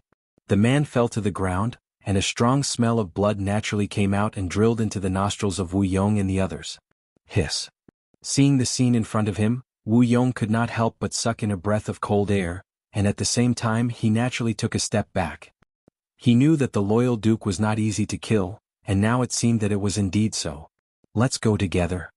But the hesitation only lasted for a moment, and Wu Yong made up his mind again. As the second brother of the Blackwater gang, he had naturally come into contact with the firearms of the great Ming dynasty before. He knew that although this thing was powerful, it had more problems. For example, it was only effective at close range and it could only fire one shot at a time. But out of his cautious nature he did not send people to try, but decided to swarm in. When the time came, how would the loyal duke who only had one firearm deal with it? Initially the gunshot had indeed frightened everyone. They were still thinking about what to do next, but Wu Yong's voice had already sounded. When he heard that everyone was going to attack together, he suddenly became spirited again. Perhaps this was human nature. When one person was afraid to do something because of fear, the fear seemed to disappear when everyone was together. Under Wu Yong's encouragement, more than a dozen people were divided into 2 groups. They formed a semicircle and closed in on the luxurious carriage. All kinds of weapons flashed coldly, and they were ready to kill at any time. The scene in front of the carriage made Beta Persei and the 15 Lung Feng brothers anxious. They tried to get closer but they were all blocked by the forest people who had the advantage in numbers. Among them, Beta Persei had rushed too fiercely and did not take care of his own defense. His shoulder was hit by Li Zixing's swimming dragon hand, and his entire left arm felt numb. This was because he had been training for many years. If it was an ordinary person they would not be able to fight back after being hit by this palm. No one could come to help. Yang Qindong, who was in the carriage, seemed to have fallen into a desperate situation. At least that was what Wu Yong thought. In his opinion, Yang Qindong was only in his early 20s. Even some of the martial arts grandmasters and famous big shots would find it very difficult to rush out when facing a dozen or more opponents. "Big brother, third brother, this brother is going to avenge you," Wu Yong muttered in his heart. His eyes were filled with murderous intent.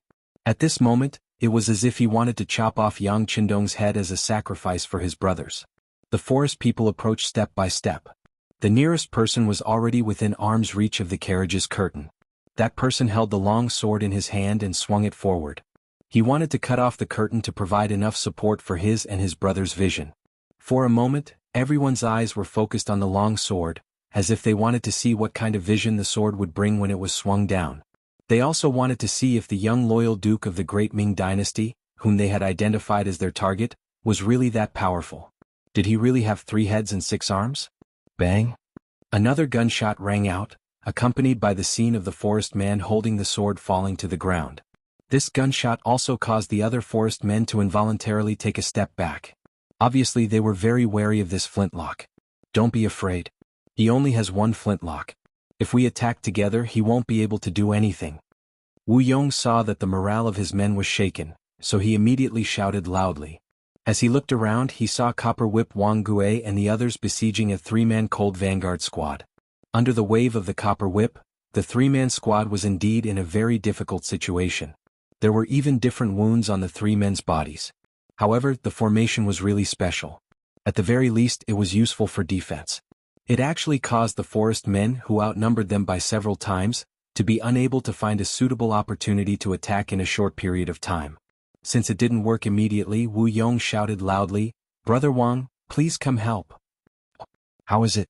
Why hasn't the carriage been opened yet?" Wang Gui, who was attracted by the shout, stood beside Wu Yong. His voice seemed to be concerned, but in reality, it was filled with a sense of superiority. He was thinking about the uselessness of these people. With so many people they couldn't even deal with a stopped carriage. It was really difficult to look up to them. "Yes, it hasn't been opened yet. It seems that we still need Brother Wang's copper whip." Wu Yong was very good at manipulating people. Naturally he could see Wang Gui's arrogance. However, it didn't matter. He would just satisfy the other party. At most he would say a few nice words. It wasn't like he would lose anything. Sure enough, after hearing Wu Yong's flattering words, Wang Gui laughed heartily. "Fine, since Brother Wu has said so, then I have no choice but to make a move. Come, all of you, get out of the way. Watch me directly shatter that curtain." Wang Gui, who was laughing, placed the 7-section copper whip on the ground. The other forest men also tactfully retreated to the side. The power of the 2 spears was truly frightening. They couldn't figure out what was inside the carriage, and they didn't even know when to dodge at the crucial moment. It was better to let Wang Gui use his copper whip to lift the curtain. The forest men obeyed and retreated to the side. However, from the way they stood, they still faintly surrounded the carriage. It seemed that they were only waiting for their field of vision to widen so that they could charge forward and finish off their target. Under everyone's gaze, Wang Gui raised his right arm. The veins on his arm were already bulging at this moment. The 7-section copper whip followed a loud whistling sound as it smashed towards the huge curtain of the luxurious carriage. As expected of the copper whip, this time Wang Gui's attack was very accurate. With just 1 strike it hit the horse curtain. With a twist and a pull, the originally heavy curtain flew up along with the copper whip. At this moment, the figure of the person in the luxurious carriage was clearly imprinted in everyone's line of sight. A green robe with a calm face. There wasn't the slightest hint of nervousness or urgency from being surrounded. This was the first impression that Yang Qindong gave everyone. As expected of the Duke of Loyal and Courageous, Wu Yong had once been fortunate enough to see Yang Qindong on the street. Although it was still far away, he could still recognize him. At this moment, when he saw that the person in the carriage was the target that he wanted to take his life, he couldn't help but excitedly shout out. Just as Wu Yong's shout fell, Yang Qindong in the carriage sighed. "That's right, I am the Duke of Loyalty and Courage. However, I don't know what enmity I have with you. Why must you take my life? You've killed countless people. Do I need a reason to kill you?" At this moment, Wu Yong really wanted to tell Yang Qindong how his big brother and third brother were killed. However, considering that a long delay might lead to trouble, he decisively chose to give up. Instead, he held a ghost knife in his hand and pointed at Yang Qindong. "Kill him. Whoever kills him will be rewarded with 1,000 taels of silver." 1,000 taels of silver was enough for an ordinary family of 3 to live for the rest of their lives. Even for the forest people who spent money extravagantly, it was a huge sum of money. As the saying goes, people die for wealth. As the shout fell, 4 or 5 figures had already rushed out. Their target was Yang Qindong, who was sitting in the carriage. They could already see clearly. The 5 figures shouted in unison. It seemed like they were cheering for themselves, but also seemed like they were raising their voices. "Sai, you're forcing me to kill." In the carriage, Yang Qindong sighed softly. Then he took out his hands that were hidden under his green robe. At the same time he also took out a machine gun used by the 9th Squad. With the great warehouse in hand, the world is mine. How could Yang Qindong, who could enter the great warehouse at any time and take out all kinds of new weapons, be afraid of these unorganized so-called heroes of the forest in front of him? These people had no discipline. When there were benefits they would often rush up like a swarm of bees. When there was danger they would often run away without a trace. Against such opponents, as long as he could suppress their morale, it would be much easier to deal with what came next. In Yang Qindong's eyes, these people were not even as good as a well-trained army. At least, when the general gave the order, these soldiers would charge even if they knew that they would die. That might be a headache for him, but these forest people in front of him, this motley crew, really did not mean anything in his eyes. With a look of contempt in his eyes, he pulled the trigger with his right index finger, and the sound of firecrackers rang out. Bang bang bang. Bang bang bang. It was as if someone was welcoming a bride, and the sound of firecrackers rang out non-stop. Following the sound of gunfire, in reality, the first 5 Greenwood warriors who rushed over had blood-red flowers appear on their bodies. Then, like dominoes, they fell to the ground one by one. What is this? Wu Yong and the others, who did not understand the details, and did not even know what an advanced igniter was, were dumbfounded. Previously, Wu Yong thought that since Yang Qindong could lead the army to repel Walla's attack, he must be someone with some ability. However, his ability should be mainly reflected in his intelligence, just like his position in the Blackwater Gang, where he was a strategist and played the game of strategizing. However, in terms of skills, perhaps this young loyal duke had also learned martial arts, but after all he was too young and should not have any deeper attainments. This was also because Wu Yong overestimated Yang Qindong enough, which was why he brought more than 100 people to besiege him. With nearly 10 times the number advantage and a sudden attack, no matter how one looked at it, they would not fail. But now, when the gunshots rang out continuously, seeing his brothers fall to the ground one by one, he finally realized that he had underestimated this loyal duke of the great Ming dynasty.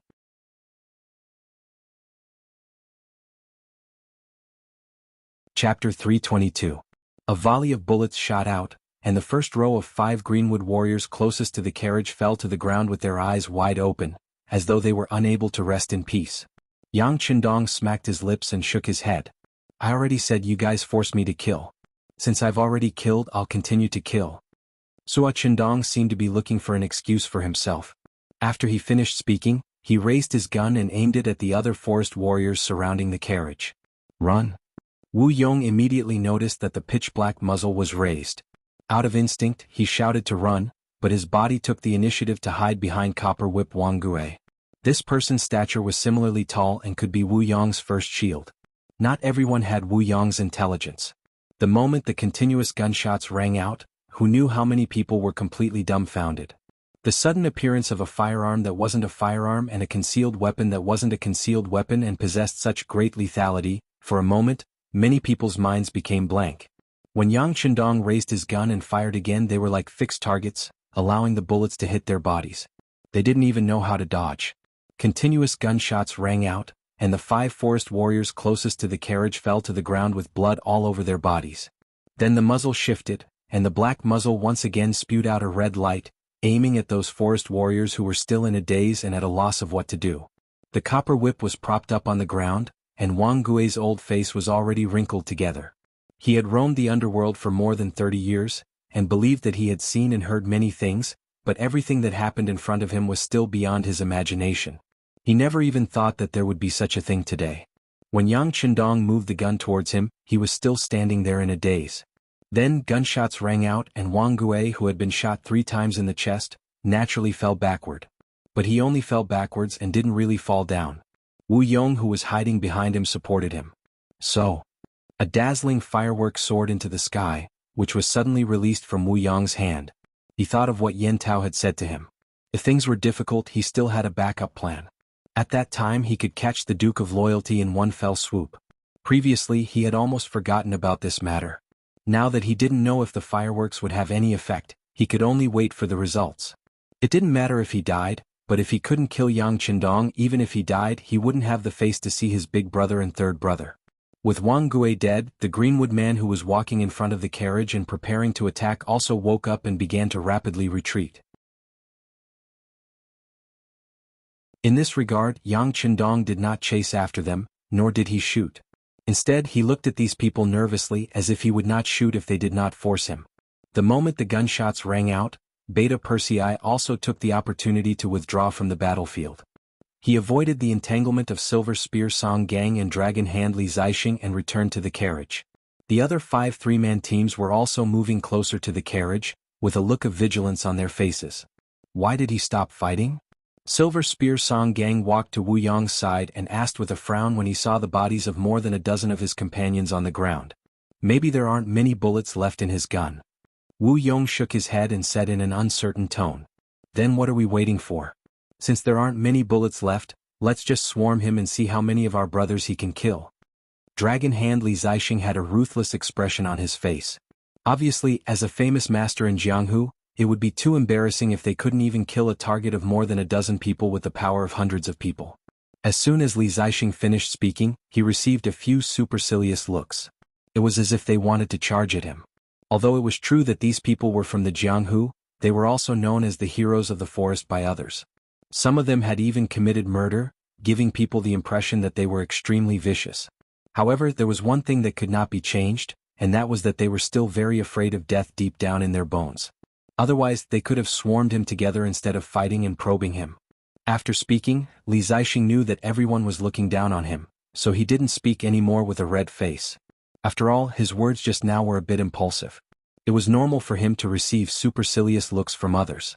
On the other hand, Silver Spear Song Gang couldn't help but ask, "Brother Wu, then what are we doing here?" "Waiting." This time Wu Yong's tone was incomparably firm. Just now, the signal of fireworks had been released. Next, it was time to see what Yin Tao's backup plan was. He hoped that it wouldn't disappoint him. Wu Yong and the others didn't run. They just fled and didn't fight. They just faintly formed a fan and blocked the way. In this regard, Yang Qindong and the others didn't charge or retreat, nor did they shoot. It was as if they were waiting for something. The only difference was that Wu Yong's expression was relatively calm. Under Yang Qindong's calm appearance, there would occasionally be a hint of anxiety in his eyes. Time passed by minute. After about a quarter of an hour, a heavy sound came from the ground. The first thing that resonated was the sudden neighing of the war horses pulling the luxurious carriage. A group of horses is coming.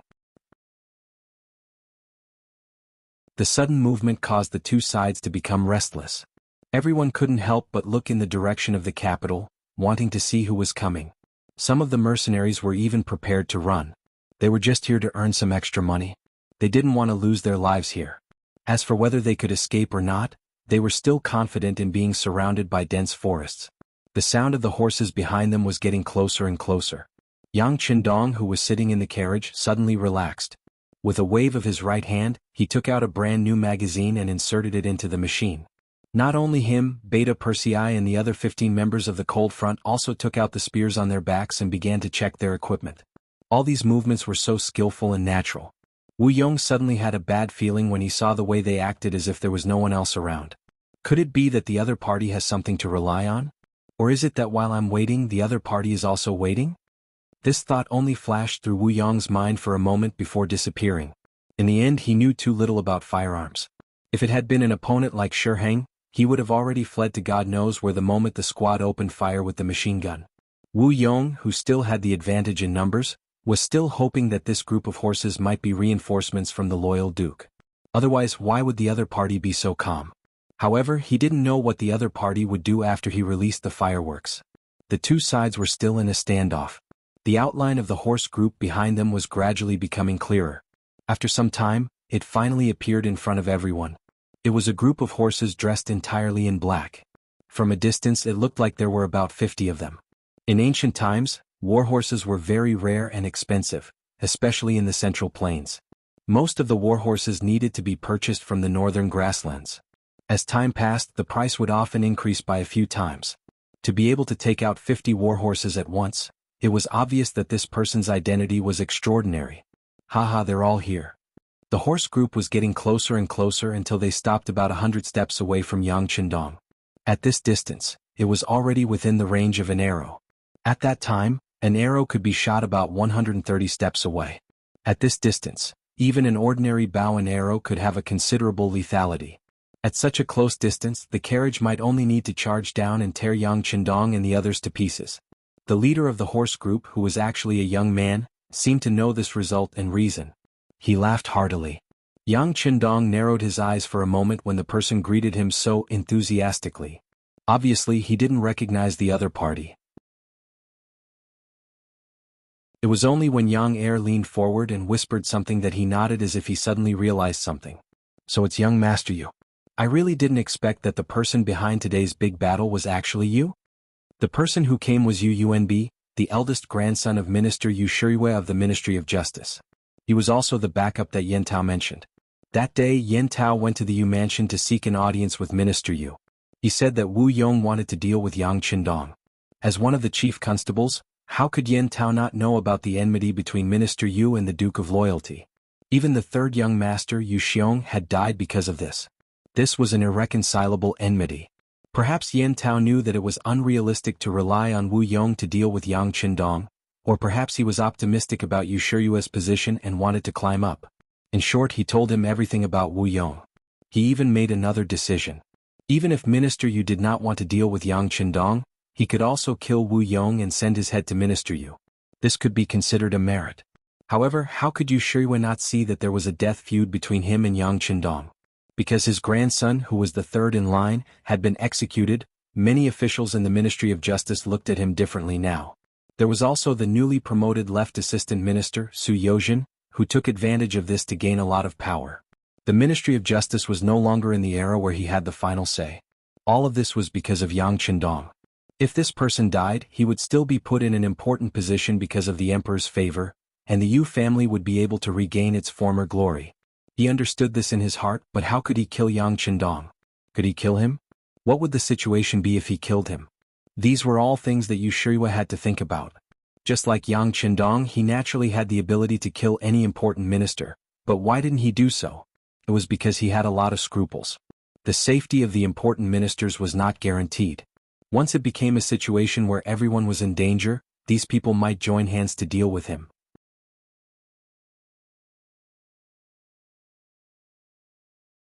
Chapter 323. After all, officialdom had its own rules. You could use open schemes or even framing and framing. However, you couldn't directly go up to someone's door. That would only show that you were rude and had no standards. More importantly, this kind of straightforward method was not what scholars liked. It would be looked down upon by everyone and everyone would be on guard against it. If that happened, it would be difficult to develop any further. When the opportunity was right, everyone would be in danger and it was not impossible for them to gang up on him. However, was Yang Qindong a scholar? He wrote a good poem and was very talented in music. He was a scholar at a young age and was conferred the title of High Scholar by the Daizong Emperor. He even opened his own school and was a descendant of one of the three Yangs. It seemed that no matter his background or experience, he could be considered a member of the literati. However, his actions of leading troops to war and flourishing business were different from other literati. Therefore, it was really a matter of opinion whether he was a literati or not. If Yang Qindong was not a scholar, then there was a chance to kill 100 people. It was a way to solve the problem. Yen Tao's arrival made Yu Shirui's heart move. However, the other party was only a small official, so he left the matter to his eldest grandson Yu Yunbi. Firstly, it could be used to train him. Secondly, if something really happened, he could hide behind him and help clean up the mess. In the end, although Yang Qindong had the title of duke, he was still too young. Offering potatoes to start his career could be attributed to luck. Saving Yingzong and retreating from the Walla was also the work of the mercenaries. What really happened to Yang Qindong didn't seem to be anything special. Yu Yunbi naturally saw hope when Yu Shirui let go of the matter. Compared to his grandfather's indifference, he quickly became familiar with Yen Tao and thought of several plans to assassinate Yang Qindong. However, no one expected that Yang Qindong would suddenly enter the city because of Li Qing. This sudden change also caught Yu Yunbi off guard. After meeting up with Yen Tao, the two of them thought that the opportunity had come. They immediately notified Wu Yong to make preparations. Yu Yunbi, on the other hand, went to the embroidered uniform guards and found an expert who was close to him. If things didn't go well, he would be the backup attack. However, no one knew that because he wanted to make things perfect, he gave himself away. Coincidentally, When Yu Yuanbi was mobilizing his troops, he was discovered by Tang Tong, who was sleeping in his room. He vaguely heard his colleagues say that young Master Yu invited him to the south of the city. Tang Tong, who was still in a daze, jumped up. The relationship between the Duke of Loyalty and the Minister of the Ministry of Justice was not good. Everyone in the court knew that there was a great enmity between them. Even some of the people below had heard some rumors. As a member of the embroidered uniform guard, Tang Tong's master. Not only that, his life was saved by Yang Qindong, so he naturally paid more attention to his benefactor's matters. When Tang Tong heard the news, he got up, put on his clothes and went straight to a tea house outside the embroidered uniform guard's residence. He knew that the owner of the tea house was a spy under the Duke of Loyalty. Thus, after Yang Qindong left the Yongding Gate, people from the security bureau caught up with him and gave him information. After getting the information in advance, Tiger's Man and Beta Persei advised him to stop and wait until he returned to the city to transfer Commander Ting Shan's Lung Feng and the security bureau's Wolf Fang action team before returning to the Yang village. However, all of this was rejected by Yang Qindong. In his words, it was a blessing, not a curse. Not to mention they had already gotten the information in advance. They only needed to prepare more and there would be nothing to worry about. Since they wanted to deal with him, he naturally had to fight back. In order to prevent others from making irresponsible remarks, he needed irrefutable evidence. Thus there was the scene in front of him where Yang Qindong, Yu Yuanbi and Wu Yong met. At this moment, Yang Qindong, who was surrounded from two sides, didn't seem to be in a good situation. Especially when Yu Yuanbi smiled and waved his hand, the 50 elite cavalrymen he brought all took out exquisite military bows and crossbows. It almost sealed the opponent's victory. Military bows and crossbows not only had a long range but were also relatively accurate. The cost of such things wasn't low, and often only the most elite troops were equipped with them. But now they actually appeared behind Yu Yuanbi. When Yang Qindong saw this scene, his expression changed slightly. What a powerful method. I don't think you have this ability. It must be your grandfather who helped you. After all, to be able to take out such a good bow and crossbow, the average Ministry of War official's ability would be insufficient. Only those above the 4th rank could barely do it. Haha, you don't have to worry about that, Duke of Loyalty and Courage. Yu Yuanbi laughed proudly. I've long heard that Duke of Loyalty and Courage can kill people with a wave of your finger and repel the Walla army with a wave of your hand. But I don't know how you're going to solve such a small situation today. Or can you still wave your hand and conquer the world? Oh, are you interested in this matter? Yang Qindong's voice came out in time. The tension on his face eased a lot, and he looked at Yu Yuanbi with interest. Originally, Yu Yuanbi wanted to use this opportunity to ridicule Yang Qindong. It had been proven that those things were done by the mercenaries in private. He just waved his hand. How could there be any sorcery? Who would die with a wave of his hand? Yu Yuanbi wanted to ridicule him, but now Yang Qindong actually accepted it. It seemed that he still wanted to show off. This made Yu Yuanbi have a bad feeling in his heart. But soon he shook his head and threw the uneasiness in his heart to the back of his mind. This operation was so sudden that even he didn't prepare in advance. How could Yang Qindong know about it? He must be saying this to scare him. Yes, to scare him. As if seeing through Yang Qindong's plot, Yu Yuanbi laughed. What a Duke of Loyalty and Courage. Are you still thinking of stalling for time at this time? Come on, get ready. Yu Yuanbi should have been afraid, but Yang Qindong's expression was too calm, giving Yu Yuanbi an extremely bad feeling. He wanted to get this matter over with as soon as possible. Following his shout, Wu Yong and the other mercenaries also raised the weapons in their hands. The mercenaries who had been frightened by the gunshots a moment ago were reinvigorated by Yu Yuanbi's arrival and those exquisite crossbows. They might not have been able to face difficulties head-on, but they had no problem beating down a drowning dog. Why don't you believe me? Seeing that Yu Yuanbi was about to lose control and make a move, Yang Qindong shook his head slightly and casually extended a finger. If Hu Yan and the others were here, they would have definitely noticed that this gesture was very similar to the one he had used to point at the traitor eunuch Xining on the walls of the capital. It was also this finger that caused Yu Yuanbi, who was still riding on his horse, to feel pain all over his body. He fell off his horse with a plop. Yu Yuanbi fell off his horse with a casual finger strike. At this moment, the other black-clothed men were all stunned on the spot. Not only them, but even their allies, Wu Yong and the others who were standing on the opposite side, also widened their eyes in disbelief. Some of the mercenaries might have heard too many stories, and they even thought that this was the one young finger of the Loyal and Courage Guild. Why did a single finger have the effect of killing people from a distance? They were all stunned, but Yang Qindong was not stunned.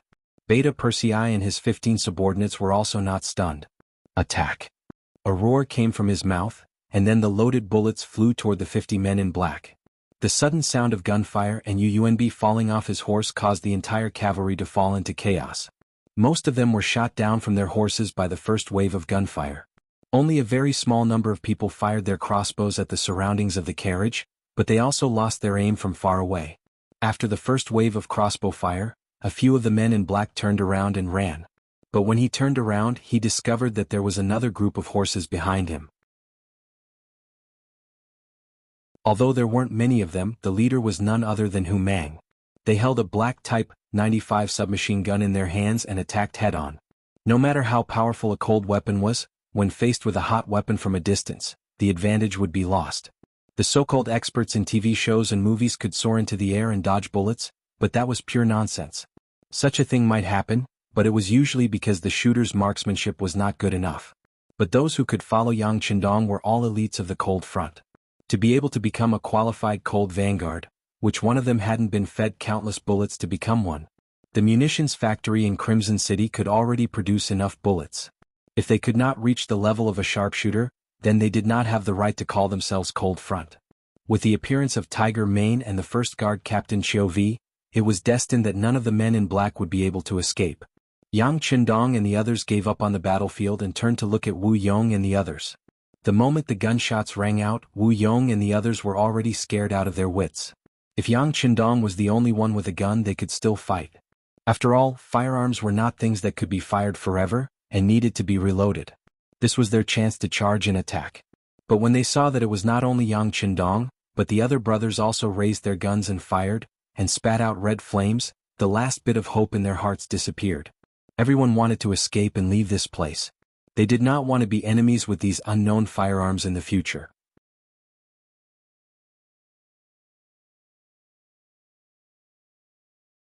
Chapter 324. The mercenaries decisively turned around and left. Wu Yong knew that something big was about to happen. Even if he stayed behind to charge, he would only be risking his life. With a trace of reluctance in his heart, he turned around and followed everyone into the dense forest on both sides. Puff puff puff. Sniper rifles with silencers began to fire, and the ghost sniper was fired. During the quarter of an hour when Yang Qindong and Wu Yong confronted each other, they received orders and completed the hidden mission of preparing to attack. Now it was time for them to kill in all directions. Not only was there the ghost sniper team, but this time, even the Wolf-Fang action team temporarily stationed in the security bureau had been waiting in the dense forest for a long time. They were waiting for these self-proclaimed mercenaries to barge in and give them a head-on blow. This was the strongest force that Yang Qindong could transfer in a short period of time. Perhaps it would not be easy to leave the scores of more than 100 people behind, but at least he could kill most of them and let them make a name for himself. Endless slaughter unfolded in the forest. Every gunshot could mean the loss of a life. Every scream could mean the end of a life. Yang Qindong did not look at the forest. He got off the carriage and under the protection of Beta Persei and the others, he strode to Yunbi, who was lying on the ground with a gunshot in his leg. Save me, save me. Yunbi, who was still arrogant just now, was now pale. It was caused by excessive blood loss and excessive shock. Don't worry, you won't die, at least not yet. Yang Qindong said coldly. He squatted down and then touched the muzzle of the gun in his leg with his right hand. It looked like he was checking the injury, but when he was about to touch the wound, he used more strength. Under the force, Yunbi could not help but howl. Pain, pain. Now that you know how painful it is, tell me. Who else wants to murder me other than you? Does your grandfather know? Yang Qindong wanted to get the evidence as soon as possible, and he also wanted to keep an eye on the people involved. Since they wanted to assassinate him, they had to be prepared for a backlash. Yunbi's face was dripping with sweat, and his facial features were scrunched together. However, he also knew that he could not betray his grandfather. Otherwise there would be no hope at all. But looking at Yang Qindong's face, if he didn't say something, it would be impossible for him to pass. So he suppressed the pain and said, "And Chief Constable Yen Tao, he informed me that the remaining members of the Blackwater gang wanted to harm you, so I wanted to avenge my third brother. Yen Tao, catch him." Finally, Yang Qindong heard some useful information. Only then did he loosen his grip that was like a vice. Just as he finished speaking, a member of the Cold Vanguard team, who was in charge of delivering the news, rode towards the city. In the dense forest, the originally quiet scene was no longer there, and it was replaced by the smell of blood. Just as Yang Qindong had expected, under their hasty preparations, they did not manage to take down all of the forest men. About a dozen of them managed to escape. Among them, the leader Wu Yong and Li Zixing, the Dragon Hand, managed to escape amidst the chaos. On the other hand, Silver Spear Song Gang and the others were killed by Lung Feng in the forest. The noisy official road quickly regained its tranquility. Tiger's Mane and the others even got some water to do a simple cleaning. From afar, it looked as if nothing had happened. But in reality, a dark cloud was looming over the capital. Yan Tao was on duty today. But even so, he was distracted. Even when some of his subordinates came to report on their work, he did not know what they said. Finally, it was time for dinner and he could finally take a break. He changed into an ordinary cloth robe and walked out of the Ministry of Justice's yamen. Just as he left the street and was about to go to the Yu residence to ask for clarification, his intuition told him that he was being followed. As one of the 4 chief detectives of the Ministry of Justice, Yan Tao's thoughts were extremely meticulous. He was also a martial arts expert and had done this kind of work countless times. Now that someone was suddenly following him, how could he not notice it? Being suddenly followed was not the first time something like this had happened. He had handled countless cases and he had offended many people.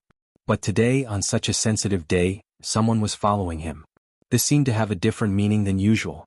After thinking about it for an entire day, there was still no news from Yu Yuanbi. Could it be that he had forgotten about it after his great victory? But that shouldn't be the case.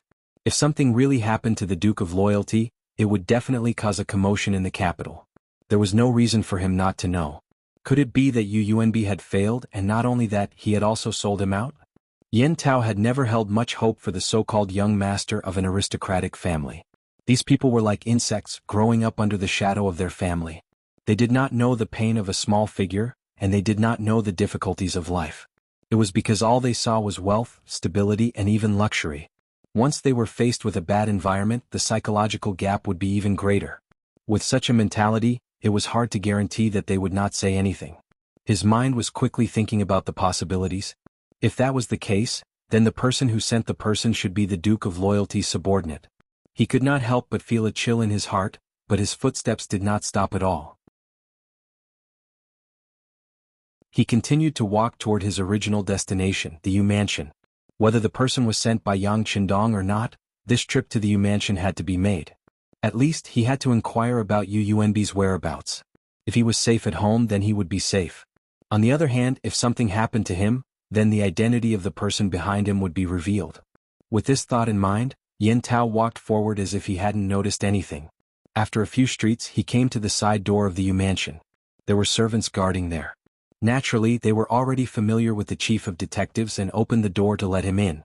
The tail behind him stopped at this point. However, he did not leave. Instead, he continued to stare at the door, waiting for Yan Tao to come out. Then, when the sky was dark, he would naturally take action to subdue the other party when there was a suitable opportunity. In the Yu Mansion, the lights in the main hall were on. When Yan Tao arrived, he saw the gloomy face of the Minister of Justice, Yu Shiyue. "Greetings, Minister." Yan Tao entered the door and knelt on one knee. "Get up. What's the situation? Why hasn't Yuanbi returned home yet?" As soon as Yu Shiyue spoke, Yan Tao had an extremely bad feeling in his heart. Yang Village. In the basement, Yu Yuanbi was simply treated and tied to a wooden frame. Opposite him, Yang Qindong sat on a wooden chair and looked up at this person with interest. He admired this young man who had the courage to kill him, but at the same time he wanted to scold him for his stupidity. If he was so easy to kill, the first person to do it would have been Zhu Qiu, the acting grandmaster. How could anyone else have a chance? The wound was simply treated and the bullet was taken out. When the bullet was placed on the copper plate, a crisp tinkling sound rang out. Yu Yuanbi's entire body involuntarily trembled. This also made his divine sense seem to have sobered up a lot at this moment. How is it? Is it very painful? Life is like this. There is always some pain to let a person see the truth more clearly. Just like what you did today, it was like a mantis trying to stop a chariot. I really don't know what you were thinking. Did you think that you could kill me just because you brought some light cavalry and some crossbows? People always have to pay the price for their actions. Now that you've been captured, your life is in my hands. Can you say something? Perhaps I'll even consider giving you a quick death. How about it? Yang Qindong spoke unhurriedly as if he was criticizing the other party. He was also amazed by the other party's actions, or perhaps he was calling him stupid. However, it wasn't until the last sentence that his true intention was revealed. However, after this sentence, one could see that Yu Yuanbi's expression had clearly become much uglier. If he said that he would give him a quick death, wouldn't that mean that he would die regardless of whether he said it or not? Of course he didn't want to die. He had a grandfather who was a minister and was now a sixth-rank official in the imperial court. He was also young and could be said to have a bright future. How could he die? He didn't know what kind of darkness he would experience after death. Everything he had now would end and he would lose it all. At this moment he didn't know whether it was because of fear or because it aroused his heroic spirit. He suddenly changed his weak appearance and shouted loudly, "No! You can't kill me. My grandfather won't let you go if he knows. I'm an official of the imperial court. If you kill me you'll offend the law. Even the emperor won't tolerate it. Let me go, let me go. Otherwise I'll flatten your Yang village and kill everyone in your Yang family." Yu Yuanbi was still shouting hysterically, roaring threats several times. Yang Qindong could no longer hear all of this. After turning around and leaving the basement, he said to Yang Lu, who was guarding here, "Send someone to accompany him. There's no need to torture him. Just don't let him sleep. When he's sleepy, splash him with cold water. He'll talk." The exhaustive interrogation method had long been proven to be one of the most useful interrogation methods in later generations.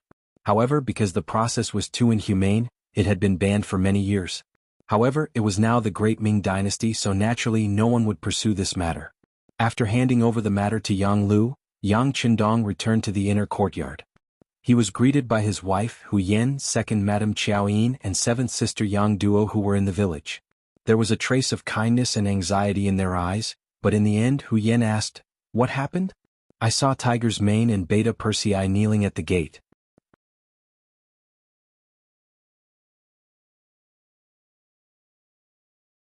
Chapter 325. It's fine. Yang Qindong showed an extremely bright and clean smile. "It's just a small matter." They willingly accepted the punishment. "By the way, what delicious food did you make today? Ask someone to bring it out. Lu Lang will have dinner with you in a while." Knowing that Yang Qindong intended to send them away, Hu Yan and the other two girls still wanted to say something, but considering that the man had to do great things, they all obediently nodded and followed Hu Yan to the kitchen. When Qiao Yin walked past Yang Qindong, she said in a mosquito-like voice, "Don't be too harsh." Yang Qindong could not help but smile. Among the girls, only Qiao Yin had trained with him in cold front before, so she naturally knew his methods. For this reason, it was normal to have such worries. It was just that Beta Persei's performance today was really disappointing. If they had not received the news in advance and made some preparations, it was hard to say what the result would have been. Learning from the mistakes of others, there were some problems that needed to be properly discussed. At the gate in front of the inner courtyard, there were several rows of people kneeling in neat rows. This might be the benefit of strict training. Even when they were kneeling, they were so neat that no one could find any fault with it. The runners were led by Tiger's Mane and Beta Persei. Behind them were the First Guard Team's Captain Qiu Vi, the Wolf Fang Team's Captain Tai Hu, and the Ghost Sniper Team's Captain Bai Zhua. The third row was the team members under these people, the elites of Cold Front. These people were all members of Cold Front who participated in today's operation. Although time was a little short, they were prepared. However, some people still managed to escape. For this matter, without waiting for Yang Qindong to say anything, Tiger's Mane and the others took the initiative to kneel here and beg for forgiveness.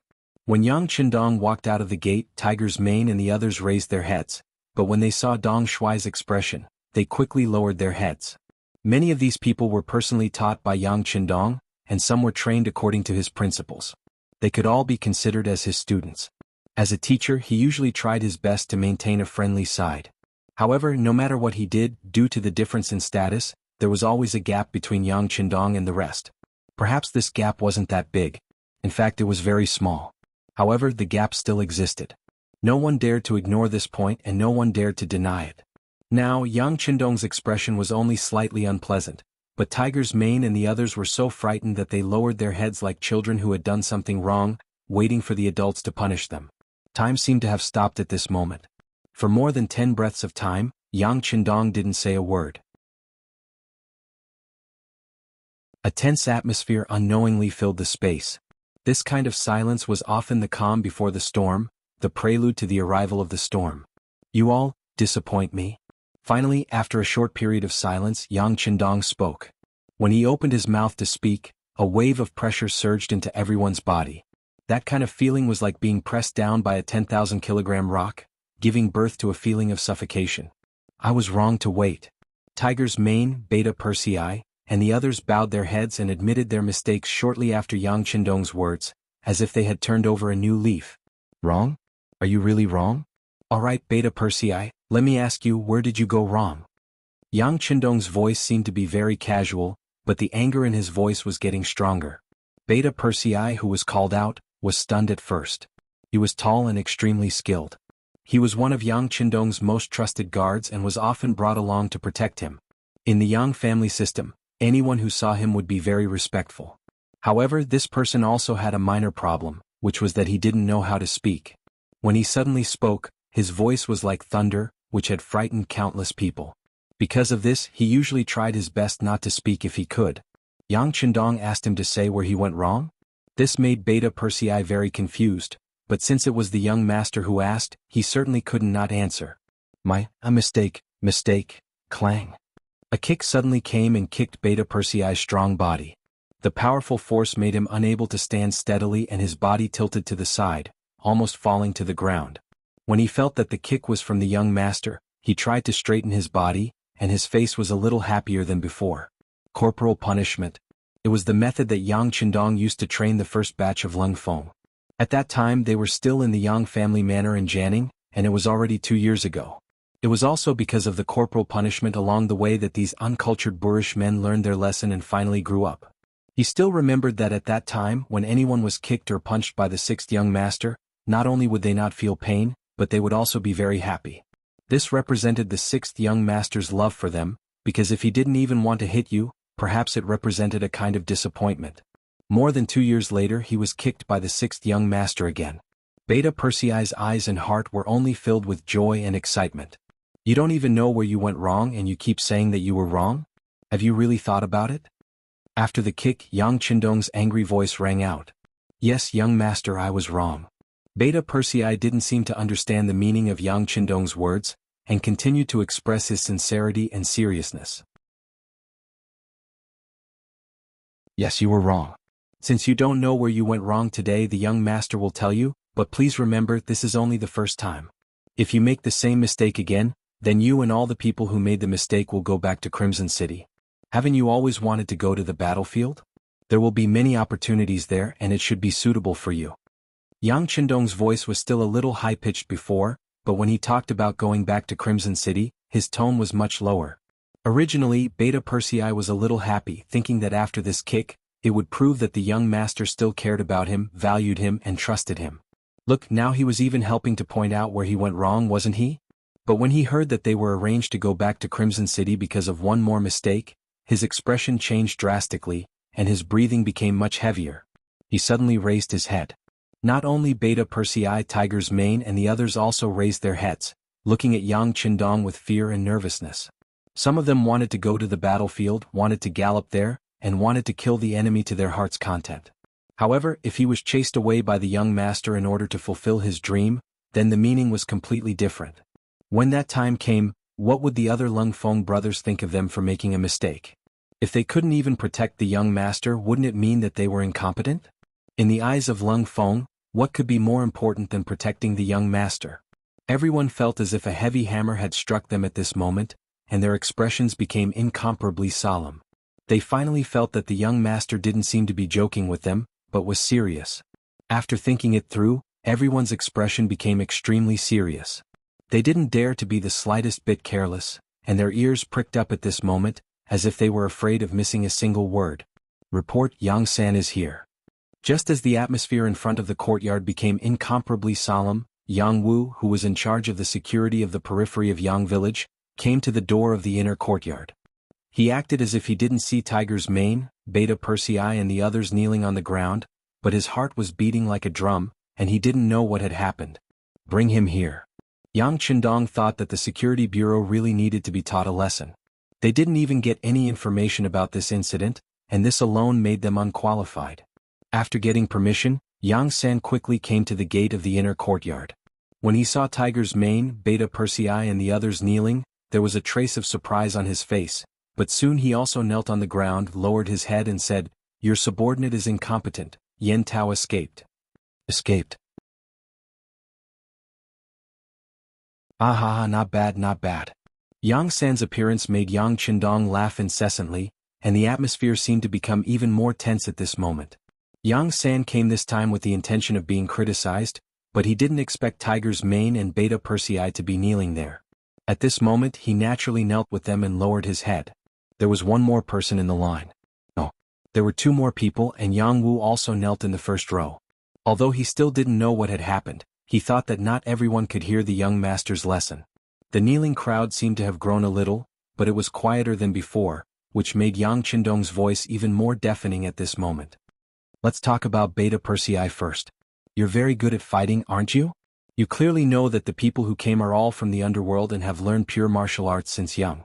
When you fought with them, you didn't use your killing move right away but instead countered their moves.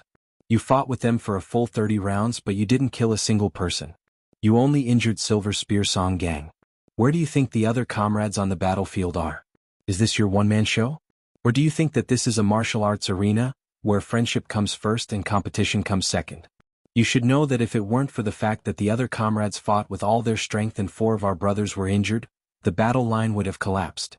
At that time, even if you learned some things in the process of fighting, it was indeed equivalent to stepping on the corpses of other comrades. Do you feel guilty? Iron Tiger, as the captain of the Wolf Fang Special Forces, you didn't kill them immediately in the dense forest. Instead you played a game of cat and mouse. In the end, more than a dozen of your opponents escaped. Let me ask you, is it fun to be a cat? Is it fun to watch your opponents have a mental breakdown? So much so that you don't even care if your opponents escape? Do you remember that the young master said that being kind to your opponents is being cruel to yourself? Do you know that in the future, because of those who escaped, it is very likely that our comrades will be harmed by them? And all of this is caused by your momentary playfulness? If you really like this kind of game so much, there are still many mice in the Yang family village. You can catch them all like a cat.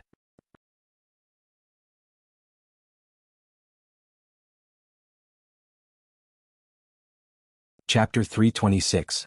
Baizhua, as the king of sniping, you and the entire Ghost Sniper squad are responsible for long-range attacks. It was killing people invisibly, killing people from 1,000 meters away. But what did you do? Other than killing some opponents in the first and second rounds, you actually gave up on your best spear technique and changed to bayonets to charge at the opponents just to test your close-range abilities.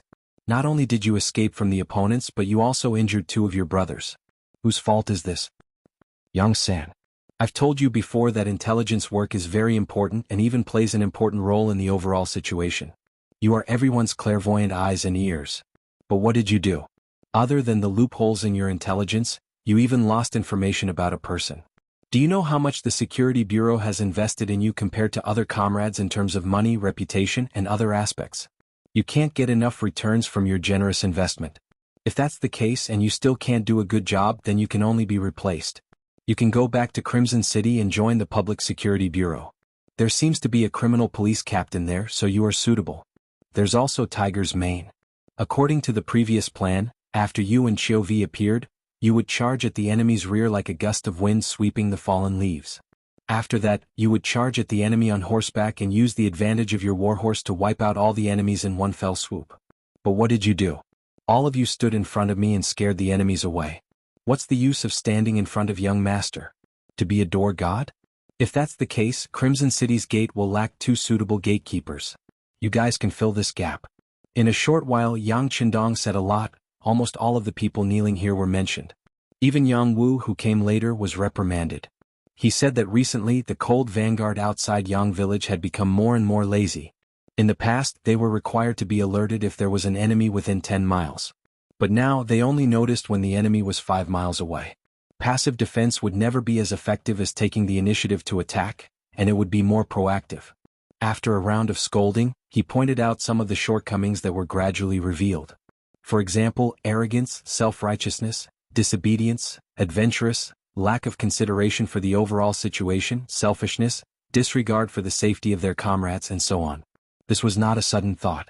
After living peacefully in the Yang family village for so long, Everyone's spirit had indeed become lazy. They thought that they had the strongest weapon in the world and had gone through strict training, so they were truly invincible. But he really didn't know that arrogance could easily lead to death. He really didn't know that arrogance made people fall behind, and falling behind meant being beaten. Taking advantage of today's opportunity, Yang Qindong taught everyone a lesson. If the tree is not repaired, it will not be straight.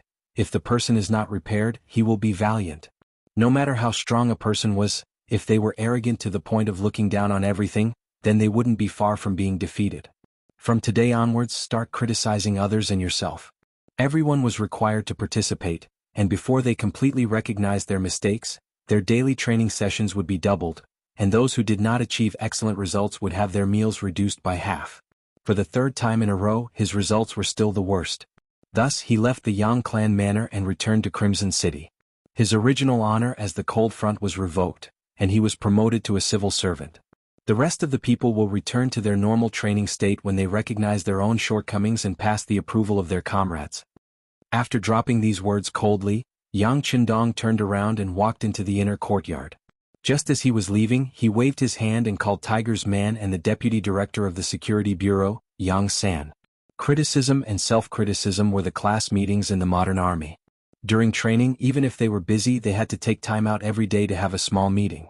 Often it would be based on the class as a unit. The squad leader would first self-criticize and criticize others, then the squad leader, and so on for every soldier. This practice could make people more aware of their own shortcomings, and also better understand their comrades around them. They could constantly improve from pointing out the shortcomings, and it could also increase the friendship between comrades. It had been proven that this was a very good way to train soldiers. Yang Qindong didn't use it before because he was afraid that it would be too much of a blow to everyone's fighting spirit. But through today's matter, it was indeed necessary to do so. Even with such advanced weapons, they had still let more than 10 enemies escape.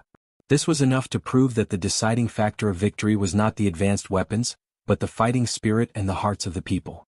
It was believed that through criticism and self-criticism, everyone would have a string in their minds that would lower the chances of them making a mistake to the lowest.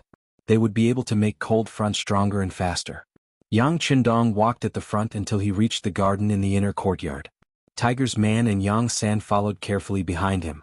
They weren't afraid of the harsh training, nor were they afraid of the mountains of swords and seas of fire, but they were afraid of being sent back to Crimson City. For old people like them, they were the most outstanding and powerful existences in Lung Feng's eyes, and were even idols in the eyes of some people. If they were really sent back to Crimson City, then it would be a failure in life. No one would look up to them anymore, and there would be no hope for them in life. The work of the Security Bureau needs to be improved, and the people under us also need to undergo more systematic and hard training. Tiger's Man also needs to be improved. As a new member, he must achieve excellent results. If he can't, then he will be sent back to Crimson City. This isn't a joke. Sometimes, one wrong step can affect everyone, and all the previous efforts will be wasted. Do you understand? When Yang Qindong's words were heard by Tiger's Man and Yang San, the two of them nodded solemnly. They knew that this time, the young master was really expressing his dissatisfaction with the Security Bureau. If a similar situation were to occur in the future, their positions would probably be shifted. It was even possible that they would be sent back to Crimson City in accordance with military law. Knowing the seriousness of the matter, whether it was Tiger's Man or Yang San, they both secretly made up their minds. The Security Bureau had to be changed or it would be destroyed. The seriousness of the two could be seen from their eyes. Yang Qindong knew the principle of too much, and did not mention the issue of rectification. Instead he asked, "Tell me, where did Yen Tao go? Where did you lose him?" When it came to serious matters, Yang San's resolute voice sounded, "Our people went to wait outside the Ministry of Justice's yamen and saw Yen Tao go to Yushiryua's residence. After that there was no news." Could it be that he spent the night there? Tiger's Man asked with a doubtful face. After all, it was only a short period of time, so it couldn't be said that they lost him. Impossible. Because after that, the people we sent to follow him found Yen Tao. Speaking of which, the other party was too careless. He didn't know our standards of conduct and followed us in pairs. It was also because of the timely warning that Yen Tao felt that things were not going well. He didn't do anything to our people and hurriedly withdrew. When the subordinates came back to report, I was afraid that Yen Tao was going to escape, so I came to report to young master to see if we should dispatch the Wolf Fang special forces to capture this person. Yang San's tone was very respectful as he asked for instructions. After silently listening to this, Yang Qindong gently shook his head. Yen Tao was just a small fry who could not arouse his interest at all. On the other hand, Yu Shiyue, the Minister of Justice, had provoked him time and time again. This time he even tried to assassinate him. If it wasn't for the effect of the chess piece called Tang Tong arranged in advance, he was afraid that he would have suffered a loss this time. And this repeated provocation was really intolerable. Get ready, there is no need for the Yu residents to exist. He just said faintly as if talking to himself. But in the ears of Tiger's Mane and Yang San, they clearly knew what this meant. It might be a bit too much to say that it was pulling a tooth from the tiger's mouth, but in this way, it was tantamount to starting a war with the scholar group. Yu Shiyue was nothing, but he was after all a second-rank official in the imperial court. If he was defeated, it was unknown whether the other officials and scholars would have the thought of a fox mourning for the death of a rabbit and a heart of hatred for a common enemy. Although Yang Qindong's power had been rapidly developing in Qichen City, the speed was fast enough to make anyone in the know speechless. But in the capital he had always been very careful. Sometimes he looked arrogant, but when there was really a big matter, he would be calm and avoid confrontation with the entire noble family and the landowning class group. But this time Yang Qindong finally decided to make a move. Maybe he was annoyed by the little guy jumping up and down, maybe he was annoyed and wanted to end it once and for all, or maybe he wanted to kill the chicken to warn the monkey. In short, this time he was going to make a move. Since he decided to make a move, what would happen next seemed to be predictable. During this period of time, the Security Bureau had not been idle. They had prepared a lot of things, enough to defeat Yu Shiyue. But after the defeat, what kind of situation would there be, whether the so-called scholar group would fight back, to what extent, and whether they would really fight back, no one knew. But in any case, the will of the young master was the will of the entire Yangxianu army. His order was like the imperial edict of the great Ming emperor, unimpeded in Yangxia. The wind was coming. Yen Tao changed into an extremely ordinary set of clothes and left Qing Shun in with some soft things. He had been exposed. No matter how he was found, one thing was clear, that if he did not leave, the Duke of Loyalty would not spare him. Although he was one of the chief detectives of the Ministry of Justice in the eyes of ordinary people, he was already a superior existence, or someone who could not be provoked. But in the eyes of a big shot like Yang Qindong, he was not even a fart. Once Yang Qindong made a move, he might lose his life here before even seeing the person. This was definitely not what Yen Tao wanted.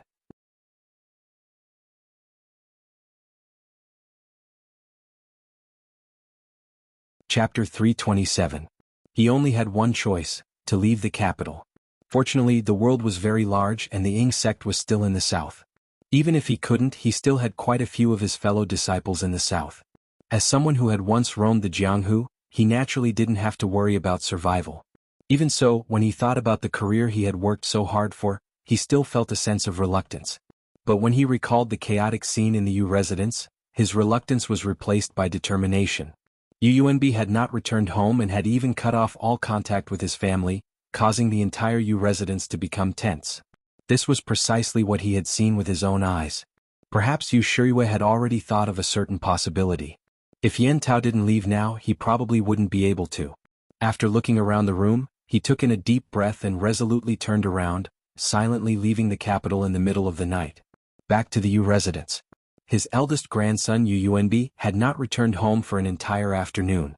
The steward had sent people to the places where the young master would normally go, but they had still found nothing. When the steward reported this matter to his master, Yu Shiyue, this old man sitting in the academy seemed to have aged a great deal in a single afternoon. Got it? The housekeeper said weakly and left the room in silence. Soon after, there was the sound of things being smashed. This noise persisted for a long time, and then the room fell silent once more. By the time Yu Shiyue walked out of the study, he was dressed in his official robes. Prepare a carriage to go to the imperial palace. Yu Shiyue came to the imperial palace in the middle of the night and requested to see the emperor. Zhu Qiyu, who had been busy with court affairs this entire time, did not immediately see him. Instead, Chief Eunuch Jining stepped forward and used the excuse that the emperor was tired and had already gone to bed to refuse. During the day, Yunbi had transferred several dozen experts from the embroidered uniform guard who were close to the Yu clan. While he might have been able to conceal it from others, He truly could not hide it from the eyes of Chief Eunuch Jining. But considering that Yu Shiyue was someone the emperor trusted, he did not stop him and instead reported the matter to acting sect master Zhu Qiyu. "Beloved official Yu, what are you doing? Do you know where those people went?" Zhu Qiyu was stunned. The embroidered uniform guards could be said to be the emperor's personal army, and they were directly under his jurisdiction. Someone had reached their hands into the embroidered uniform guards. Even if that person was a trusted courtier as the emperor, he would naturally feel displeased. Jining organized her thoughts, then answered carefully, "Those people went outside the city towards the south of the city."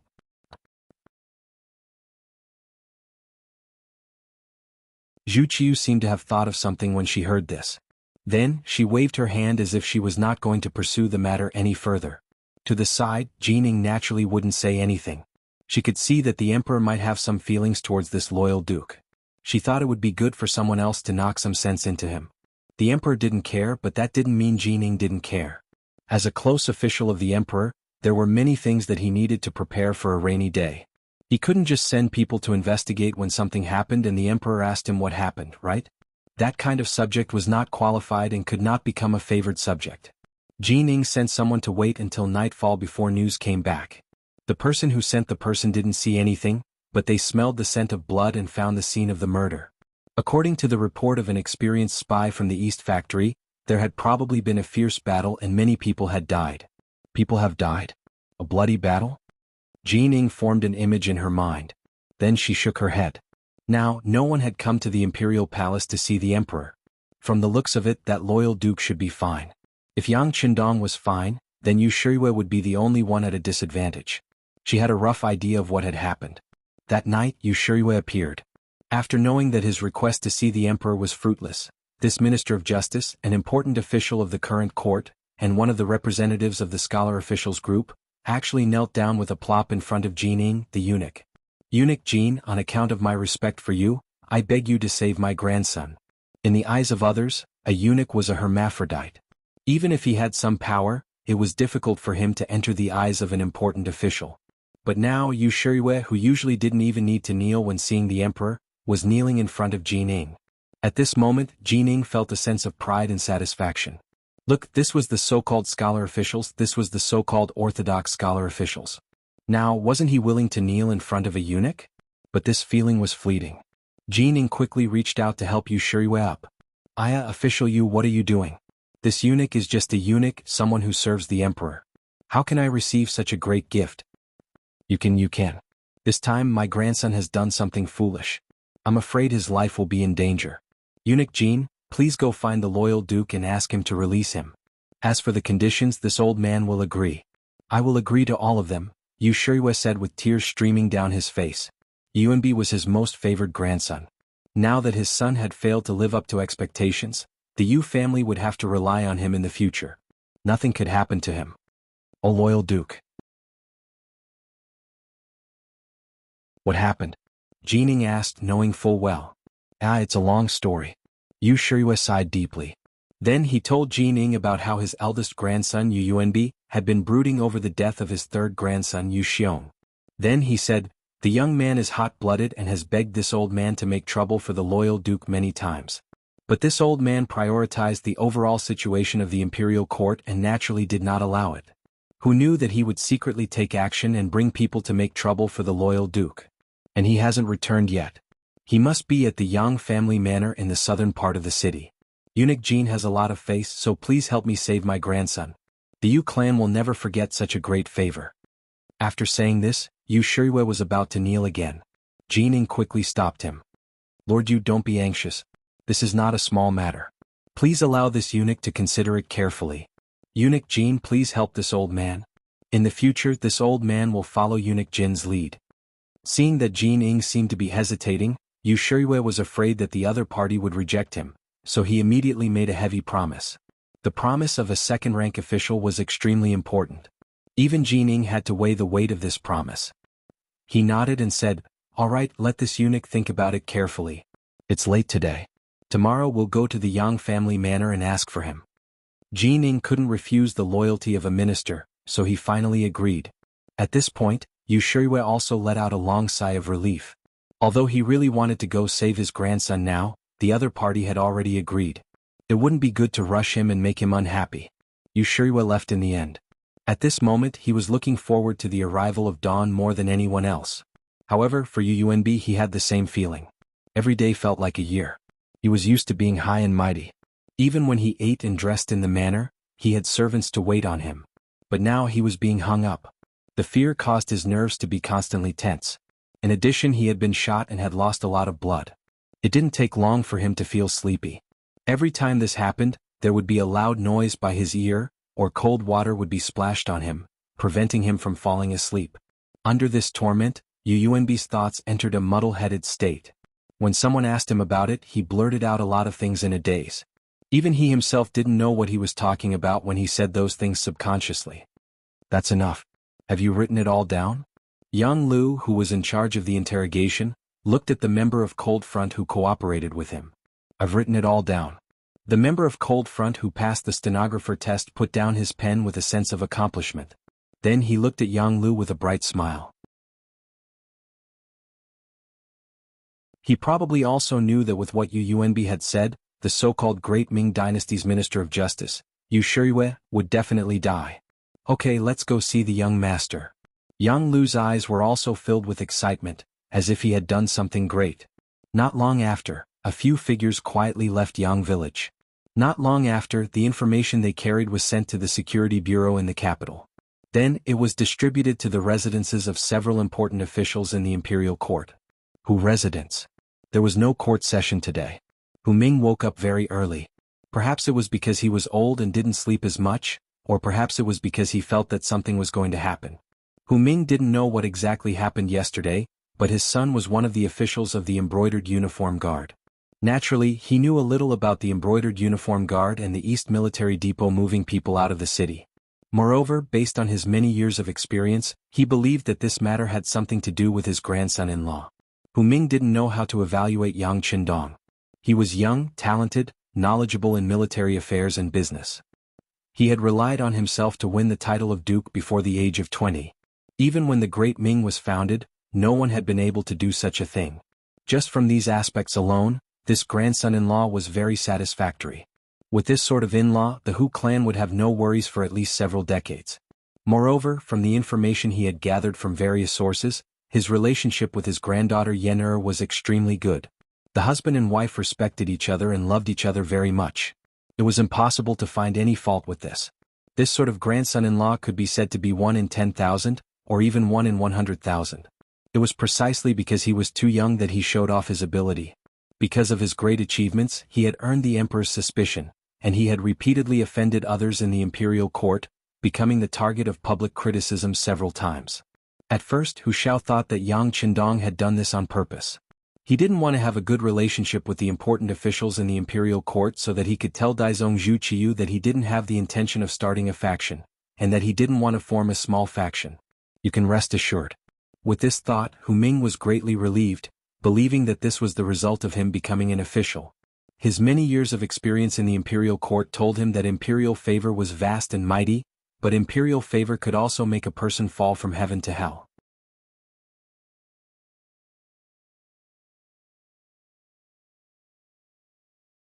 Chapter 328.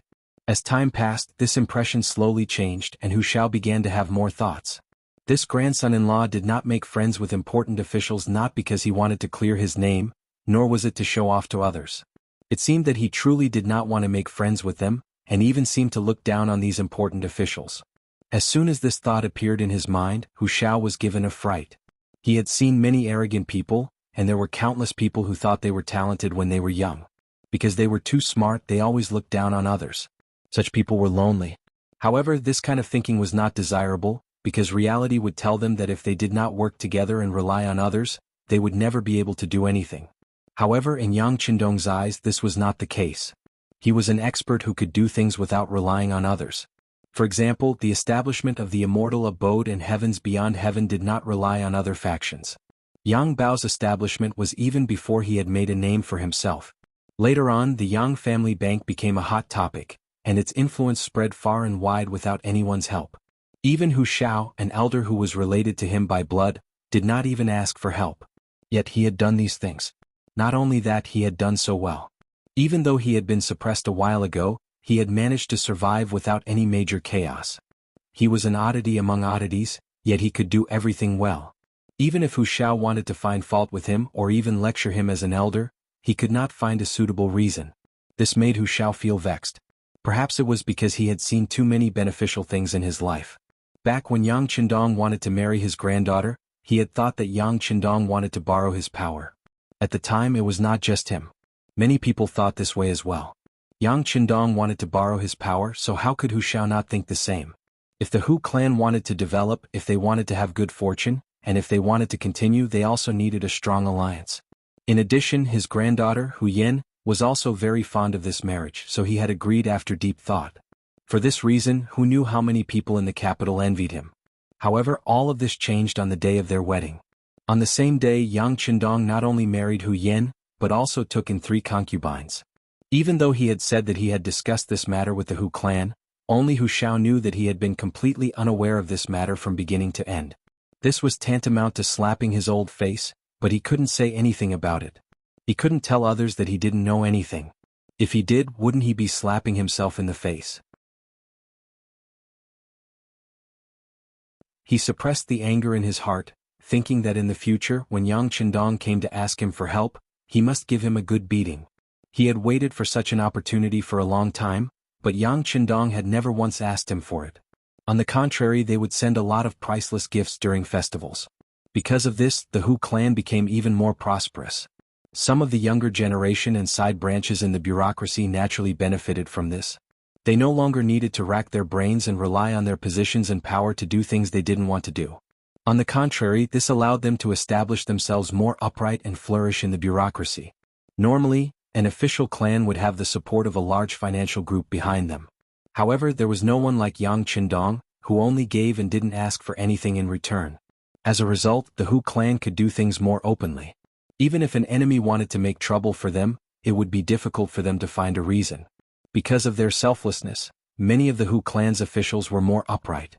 With just a little bit of effort, it wasn't difficult for them to rise up the ranks. The eldest son, Hu Changning, had also been promoted because of Yang Qindong, and now he had even caught the emperor's eye. All of this was because of Yang Qindong's help. Over time, the Hu clan no longer treated Yang Qindong as a junior who relied on the shade of a large tree. Instead, they viewed him as a colossus on the same level as them. Changes were constantly occurring, and Hu Xiao began to place more of his attention on this matter. Giving without receiving anything in return would always make people feel uneasy, and this made them even more concerned. Naturally, the imperial court would protect Yang Qindong's interests. This was the only thing Hu Xiao could do. It could be considered a return for what he had received. When yesterday's incident came out, and it happened in the southern part of the city, Hu Xiao couldn't help but wonder if it had something to do with his grandson-in-law. If it had something to do with him, why hadn't there been any news yet? Could it be a small matter? But since the embroidered uniform guards had made a move first, and the Eastern Palace guards had made a move later, how could it be a small matter? Hu Xiao, who hadn't slept well the entire night, was puzzled. Finally, he heard footsteps behind him. Ning, why don't you sleep a little longer? Hearing the footsteps, he knew that his eldest son, Hu Changning, had arrived. Hu Xiao slowly turned his head, and a kind expression appeared on his face. Father, there's news. Hu Changning didn't answer. In reality, he had been awakened by a sudden incident. When the city gates opened in the morning, the security bureau had brought over a set of documents. He hadn't woken up yet, but when he saw the documents and records in his hands, all his sleepiness disappeared, and he hurried over to find his father. Hu Xiao's expression didn't change, but his hand had already reached out, indicating that he valued this matter. As the documents fell into his hands, he slowly read them. Finally, his expression changed. Sensing that his father was digesting the contents of the documents, Hu Changning carefully said, "The person who came is Qindong's trusted aide. He also sent over a handwritten letter. Give it to me." Just as he was thinking about the importance of this matter, Hu Xiao didn't hold back when his son said this. He reached out again, and a letter was unfolded in front of him. Hu Changning read the letter word by word. After a while, he closed the letter and slowly closed his eyes. The documents recorded evidence of the crimes of the Minister of Justice, Yu Shiyue. Attached were some questions that his eldest grandson Yu Yuanbi had personally explained. Yu Yuanbi was Yu Shiyue's successor, and because of this identity he was usually involved in many core and confidential matters. One of them was only known to his own family. Yu Shiyue had secretly sent someone to contact Zhu Qizhen of the Ying sect, who was in the south. The general idea was that once something happened to the Dai sect, he would seek refuge there. This idea of having a foot in two boats wasn't wrong. In fact, it was the right choice in troubled times. However, the problem was that some things could be done, but others couldn't know about it. Once others found out, those who wholeheartedly wanted to serve two masters would often end up empty-handed, or even lose their heads. As a ruler, he could tolerate the selfishness of his subjects and seek benefits for himself. However, this kind of behavior that didn't completely submit to him was absolutely intolerable. When Hu Xiao saw this, he knew that Yu Shiyue wouldn't be able to get past this obstacle. The result of touching the dragon's reverse scale was obvious. Hu Xiao didn't speak for a long time. Hu Changning, who was beside him, carefully asked, "Father, this is the minister of the imperial court. Why is Qin Dong forcing him to his death?" Hu Changning hadn't seen Yang Qindong's private letter before, so he naturally didn't know the reason. His thoughts were still stuck on the idea that since they were all important officials in the imperial court, it would be better to cover up for each other and find a good relationship. Beating someone to death like this would only make others wary of you and alienate you. This wasn't what a wise person would do. When Hu Xiao heard the question, he let out a long sigh and said, "Go take a look for yourself. Your son-in-law wants to go south to take a look. He's killing the chicken to warn the monkey before he leaves, reminding everyone.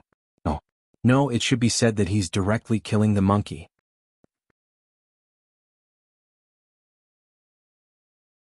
In the morning at Yang village, an unexpected guest arrived. The head eunuch, the official most trusted by the emperor, the head eunuch and head eunuch of the ceremony directorate, Jining, had arrived. Yang Qindong naturally knew why Jining had come so early in the morning. After meeting Jining in the side hall, without waiting for him to speak, the documents that had been sent to Hu Zhao's residence were placed on the table.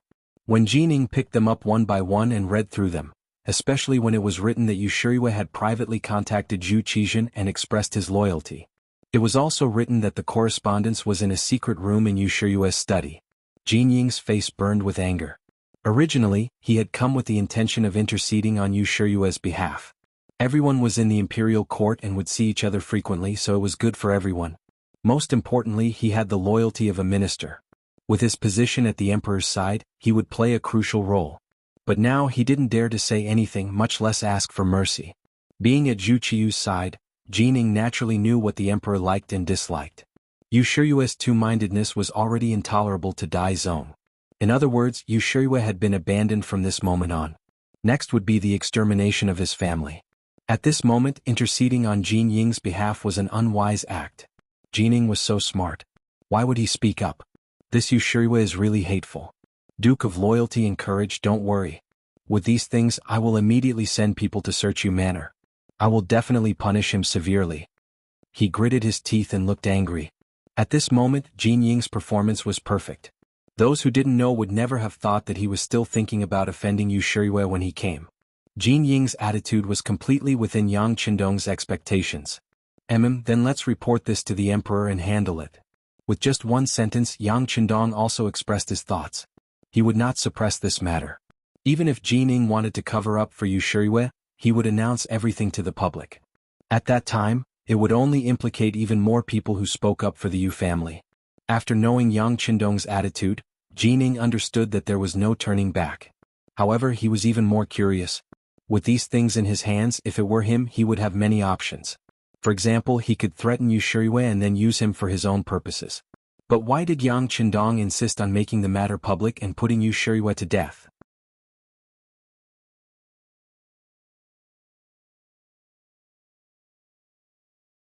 Chapter 329. Did he not know that this would easily cause the other officials to panic? After all, who hadn't done something wrong before? If that was the case, it would arouse everyone's vigilance and even cause them to band together in opposition. Wouldn't that mean that their future path would become narrower and narrower? Jining had far too many questions. Fortunately, Yang Qindong spread out his words and gave an explanation that made the other party feel a sense of sudden realization. Eunuch Jin, my deceased father's birthday is approaching. Last year was supposed to be the 10th anniversary of his death, but the Walla army truly was present, so we were unable to leave. Fortunately, the situation of the country has stabilized, and this duke has received His Majesty's great favor and has been granted the title of loyal and courageous, but in reality, I have been granted a fief of Jianghu residence. Thinking about it, it's been so long since I brought Madam to see it, so it's best to end this matter together, Yang Qindong said in a rather sorrowful tone, his eyes seeming to be reminiscing about something. Speaking of which, Jining also knew Yang Rong. Strictly speaking, they had spent a long time in the same court. And now that Yang Qindong was speaking of filial piety, Jining had nothing to say. Yes, filial piety is the foundation of a person, but which madam will the Duke of Loyal and Courageous be bringing with you? Of course the official wife. Yang Qindong said matter-of-factly, and then he added, that's right, there's also third madam, Lady Shui. She's always yearned for the atmosphere of the South, so this duke promised her long ago that she would come with us. Without waiting for Jining to say anything, Yang Qindong continued, of course this duke's roots are still in the capital. This is my business, and second madam and fourth madam will remain behind to manage it. When the time comes, I ask that eunuch Jin take care of it. This duke will be endlessly grateful. Jin Ying's expression had already become extremely nervous, but when he heard the last part, he clearly relaxed. And seeing Yang Qindong so courteous, he cupped his fist and replied, Duke of Loyal and Courageous, please be at ease. But if there's anything you need, you can order someone to come find this duke. I will do my best. Many thanks, Yang Qindong cupped his fist in thanks, and the two seemed to have a very pleasant conversation. About an hour later, Jining left Yangjia village. What was different from when he came was that there were a few more banknotes in his bosom, totaling up to 200,000 taels. Come to think of it, almost every time Jining came to Yang Qindong, as long as she wasn't looking for trouble, she would receive many benefits. Moreover, she would receive many benefits. From this, it could be seen that Yang Qindong knew how to conduct himself. The carriages left the Yang Qindong manor. Jining, who was in the carriage, slowly closed her eyes. Her mind was filled with what Yang Qindong had just said. Now that she had a clear understanding of what had happened, Jining didn't know how to describe Yu Shiyue's actions. After thinking about it for a long time, he could only think of one word, and that was overestimating himself. Just because he had lost a round in the previous battle, he had been brooding over it. Now that he finally had the chance, he wanted to kill the other party. If things weren't done beautifully and you weren't prepared enough, and the worst thing was that what you were doing wasn't clean, what kind of ending would happen to you was already destined. This was why Yang Qindong had angrily attacked. But now, it seemed that this person had a sense of propriety. Not only had he targeted Yu Shiyue, he had also produced ample evidence. At the same time, he had stated that he would be leaving the capital for a period of time. This was clearly to alleviate the pressure and influence of this matter on the officials. At the very least, Jining was in favor of Yang Qindong leaving for a period of time. At this time, the army was being mobilized and the imperial power was being tightened. With Yang Qindong around, it gave people a sense of awe. And without him, many things would go much more smoothly. Moreover, the Duke of Loyalty and Courage had said that this would be his base. When he left, he would only take the first madam and third madam, leaving the second madam and fourth madam behind as hostages. In this way, there was no need to worry that he would do anything to harm Bai Ming. With this thought in mind, Jin Ying's complexion improved, and her lips naturally curved into a smile. In the imperial palace of the capital, although there was no court session today, the temporary emperor was still extremely busy. Many memorials awaited his approval, and many important matters of state and military required his final decision. Perhaps this was the emperor's mission. He was destined to toil for the rest of his life. However, even if that was the case, many people only saw the scene of him grasping great power and controlling life and death in his hands. They did not see how much he had paid for it and how much happiness he should have given up in his life. In Celestial Worship Palace, Zhu Qiyu was burying his head in a small mountain of memorials, his face occasionally calm and occasionally tinged with anger. There were quite a few minor eunuchs in the hall. They carefully stood there, their bodies slightly bowed as if they were ready to receive orders at any time. But they truly did not dare to make the slightest noise, as if they were afraid of alarming the emperor and incurring the wrath of the dragon. Then footsteps came from outside the hall. When all the eunuchs' expressions became more respectful, Zhu Qiyu, who was immersed in his work, slowly raised his head.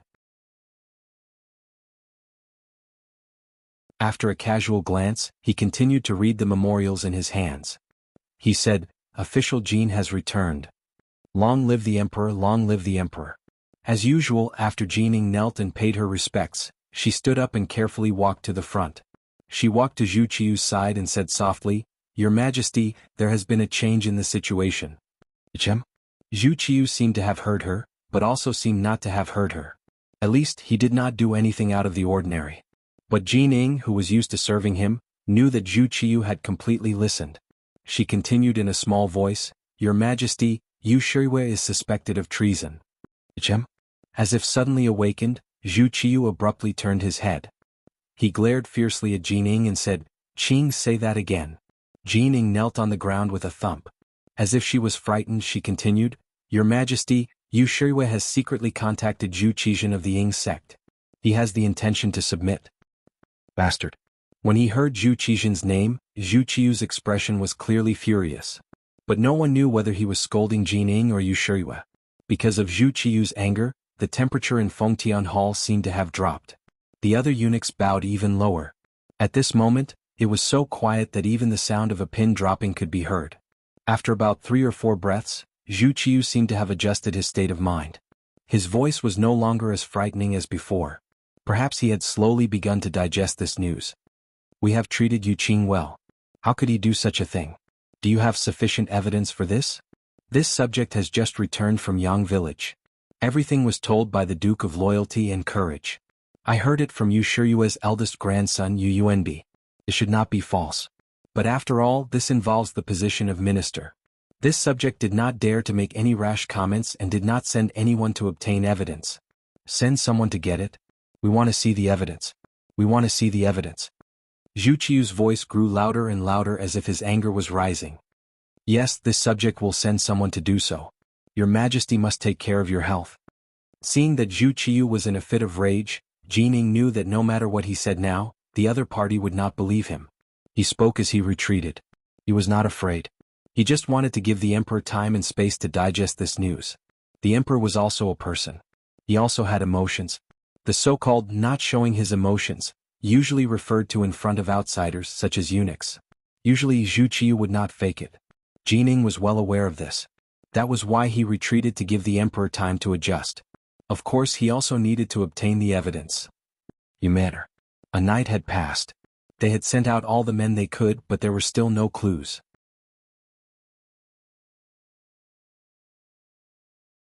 At this time, as the master of the manor, the current Minister of Justice, Yu Shirui, did not dare to have any expectations. He could only place everything on Jining. He hoped that this chief eunuch still had some face and could get Zhang Sun Yuanbi back from the hands of the Duke of Loyalty. As for what kind of price he would have to pay, he was already prepared to be bitten. The entire manor became gloomy because of Yu Shirui's mood. The servants walked carefully as if they were afraid of doing something wrong and being caught in the crossfire. Many things could happen just because you did not want them to. Just like the Yu residents at this moment, although everyone was already very careful, what happened next still caught them off guard. A large number of embroidered uniform guards with embroidered spring sabers suddenly appeared. They quickly rushed into the residence and blocked the main passages in the courtyard. What's going on? What's going on? Yu Shirui, who was sitting in the study waiting for Jining to send him news, felt the chaos outside. He stood up and looked outside with a nervous and confused expression. "Halt, Master. The embroidered uniform guards are here. They surrounded this place and said they want to search the house." After the chief eunuch pushed open the door to the study without permission, he stumbled and spoke in an unclear voice. "Get out of my way." Before the chief eunuch could explain the situation clearly, the commander of the embroidered uniform guards, Ji Guang, who was dressed in a flying fish robe, followed behind him. When he saw that the chief eunuch still wanted to say something, he raised his leg and kicked him to the ground. "How dare you, Ji Guang? What are you doing? Don't think that just because you're from the embroidered uniform guards, I can't punish you. I'm going to report this to the emperor." Seeing her servant being beaten in front of her, how could Yu Shirui, who had always been pampered and held a high position, tolerate it? She raised her voice and reprimanded loudly, as if she wanted to put a lot of pressure on the other party.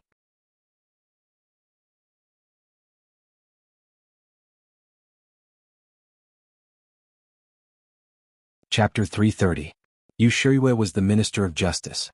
With the abolition of the cabinet, the Minister of Justice could answer directly to the emperor. He was the highest-ranking official. In addition, he was promoted by the substitute emperor, Zhu Qiu, and was deeply trusted. He also had a good relationship with the other ministers. Even Jianghu was considered one of his own. With such an environment, such popularity, and such a network of connections, it was no wonder that Yu Shihui still dared to question the embroidered uniform guards loudly with an expression of condemnation. However, Yu Shihui was too agitated. He didn't think about it. Without orders from above, how could the brocade guard dare to make a move on an important official like him? Since they were here, they must have been on the emperor's orders. Ji Guang looked at Yu Shihui, who was jumping up and down as if he was looking at a clown. He shook his head disdainfully. Lord Yu, this official only knows that I'm here to investigate under orders. Please cooperate. As for whether you want to lodge a complaint or not, it's up to you. Meant search. As his voice fell, he waved his hand and several embroidered uniform guards behind him rushed into the study like wolves and tigers. Then, according to the information they had received, they quickly found the secret door. The mechanism moved and a secret compartment appeared. A few well-preserved letters were displayed in front of everyone. These letters were evidence of Yu Shihui's private contact with Zhu Qizhen of Ying's sect. Logically speaking, they should be destroyed. However, Yu Shihui wanted to keep a copy. If there was a day when he had no way out and went to the south, at least it would be a testimony that he had been considered a member of Ying's sect for a long time. This evidence could have given him another life of glory and wealth. At this moment, it had become the driving force for him to go to hell. Therefore, when he saw these letters appear and was about to be taken by the brocade guard, he went crazy. He rushed forward like a madman, wanting to snatch them back and destroy them. Ji Guang, who had long been prepared for this move, simply grabbed his shoulder with his large hand and said in a joking tone, "Lord Yu? What are you trying to do? Could it be that you really have something to hide?" Yu Shihui knew that it was impossible for him to take it by force when he felt the large hand holding him down like an iron clamp. Immediately, he changed into another face and said to Ji Guang, "Lord Ji, I'll return it to you. I'll give you whatever you want. I can give you all of my property. It's priceless. How about it?" At this moment, Yu Shihui seemed to want to bribe Ji Guang. From the looks of it, this was the only way to go. Otherwise, once these letters were sent to Dai Zong, it was easy to imagine what would happen to them. Who wouldn't be tempted by such priceless wealth? If it was a private investigation, there might be some unforeseen circumstances. But this time, there were so many embroidered uniform guards, and they were acting under the emperor's orders. How could Ji Guang dare to make any mistakes? Looking at Yu Shihui, who was begging for mercy, he shook his head coldly. "Lord Yu, if you knew this would happen, you wouldn't have done it in the first place. Hey, someone come. Take Lord Yu away and keep an eye on him. Don't let him commit suicide." Yes. A few tall and sturdy embroidered uniform guards walked over and wrapped Yu Shihui up. Immediately, the entire Yu residence fell into a state of chaos. The movements in the Yu residence naturally couldn't be hidden from the other officials. In line with the idea that the fox grieves for the rabbit's death, and in line with the principle that without the lips, the teeth would feel cold, Governor Shi Heng, Minister of War Ming, Minister of Revenue Jin Lian, Minister of Works Shi Pu, and the other officials hurried to the palace. Although they didn't know what exactly happened, they more or less guessed that it had something to do with the Duke of Loyalty. They couldn't understand why the emperor would help others deal with them. Thus, they all thought about what to say when they saw the emperor and how to dissuade him from doing something that would hurt those close to him and make his enemies happy. The group of officials quickly arrived outside the throne room, but they weren't immediately received by the emperor. Instead, when they stood outside the room, they could hear the angry roars coming from inside the room. At this moment, the expressions of the officials who came to plead for leniency were very unsightly. All of them exchanged glances. They all thought that the situation was serious. It seemed that the emperor was truly angry and the situation was difficult to turn around. After about an hour, the movements in the hall grew quieter and quieter. Not long after, the chief eunuch, Jianghu, walked out. When her gaze fell on the officials, she sighed softly and said, "Everyone please come in. The emperor wants to see you." Just from Jianghu's expression, it could be seen that the situation wasn't good. However, now was not the time to ask about things. The officials immediately entered the throne room and saw Zhu Qiyu, who still had a furious expression on his face, glaring angrily at them from his dragon throne. Just from that gaze, the officials felt that the atmosphere wasn't right. Even so, they still forced themselves to kneel on the ground and loudly shouted, "Long live the emperor." In the past, after greeting each other, Zhu Qiyu would say, "Rise," and everyone would rise. However, this time he didn't say anything. The officials could only kneel there, unable to rise. Time seemed to stop here. There was no sound in the hall. Under this kind of atmosphere, the officials kneeling on the ground didn't dare to raise their heads to look. It was as if they were afraid of angering the emperor. It was so quiet that one could hear a pin drop. Then there was the sound of rushing wind.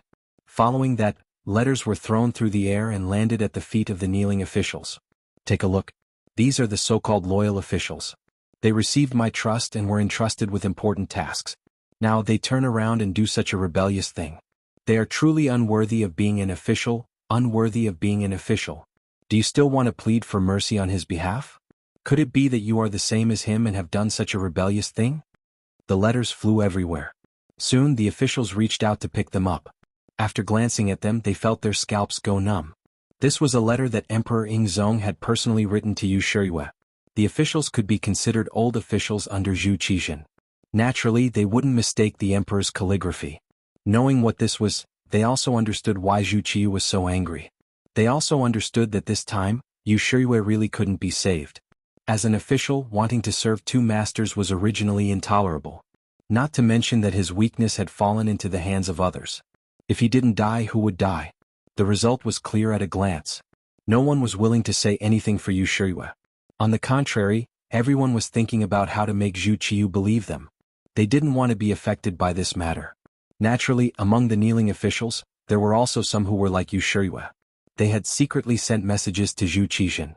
In the end, it was just to be safer. But those who did so were now covered in cold sweat. There were even some who learned from Yu Shiyue and privately sent messages. They were already thinking that the first thing they would do when they returned home was to burn the letters. They didn't want to leave any evidence. None of the officials dared to say anything.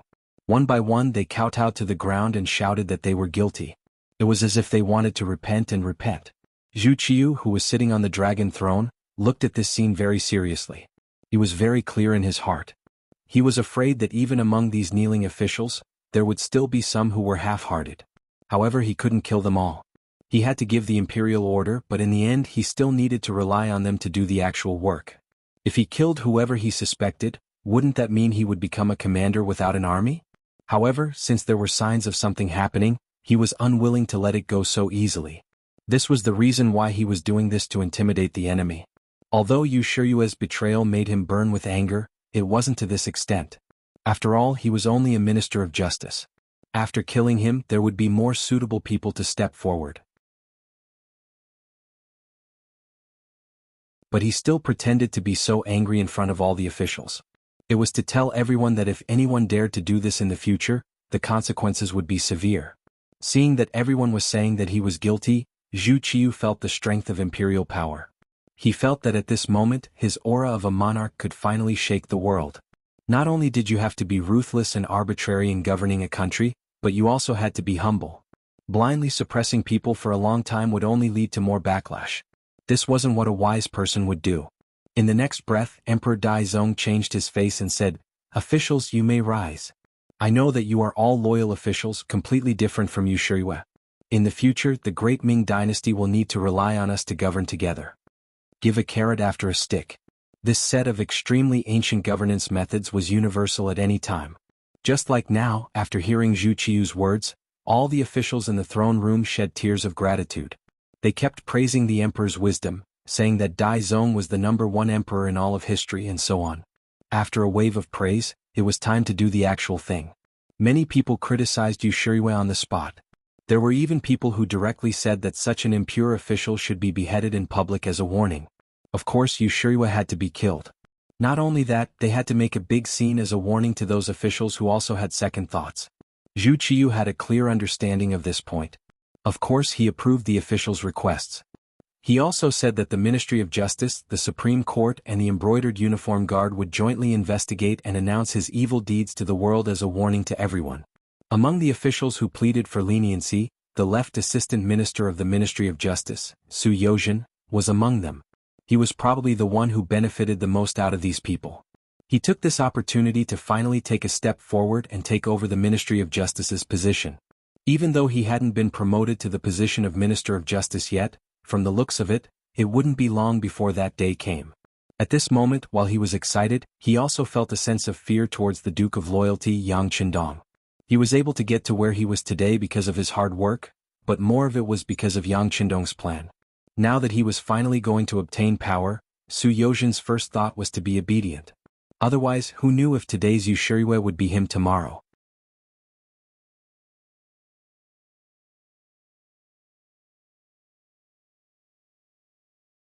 Chapter 331. Zhu Qiyu was very satisfied with the performance of the officials and left happily. Leaving behind the 3 officials, the group of 5 discussed as they left the hall. Su Yozhen's side was even livelier. Shi Heng, Shi Pu, Yi Ming, Jin Lian, and the others naturally gathered around him, congratulating him one after another. Su Yozhen accepted them one by one. He didn't mind building a good relationship with these people, and he believed that Yang Qindong would also be happy to see this. It was as if he had entered the tiger's den. Yushiyue's matter seemed to have been settled. With that handwritten letter as evidence, no one would be able to reverse the situation. Since they couldn't shake him, everyone chose to draw a clear line between them and hit him while he was down. In a short period of time, more and more of Yushiyue's crimes were revealed to the public.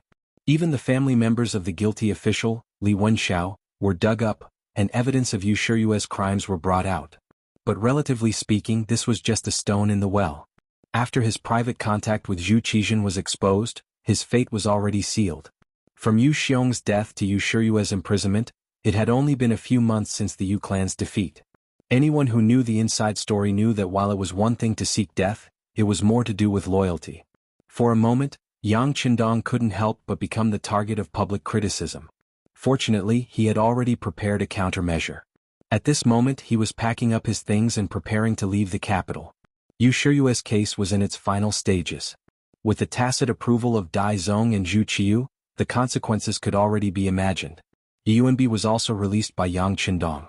The pitiful young master thought that he could be saved, but he didn't expect that as soon as he arrived at the Yongding Gate, he would be captured by the constables of the Ministry of Justice who used to smile at him. These constables, who used to look up to Yuanbi when they saw him, suddenly changed their expressions, as if they were fiends who had walked out from the depths of hell. With such a huge matter and the collapse of a minister, Yang Qindong knew that he had to leave the capital. Otherwise, if he continued to stay here, who knew how many people would be concerned about him? Although he had Lung Feng by his side and his safety wouldn't be a problem for the time being, it was hard to predict what would happen if a string was stretched too taut.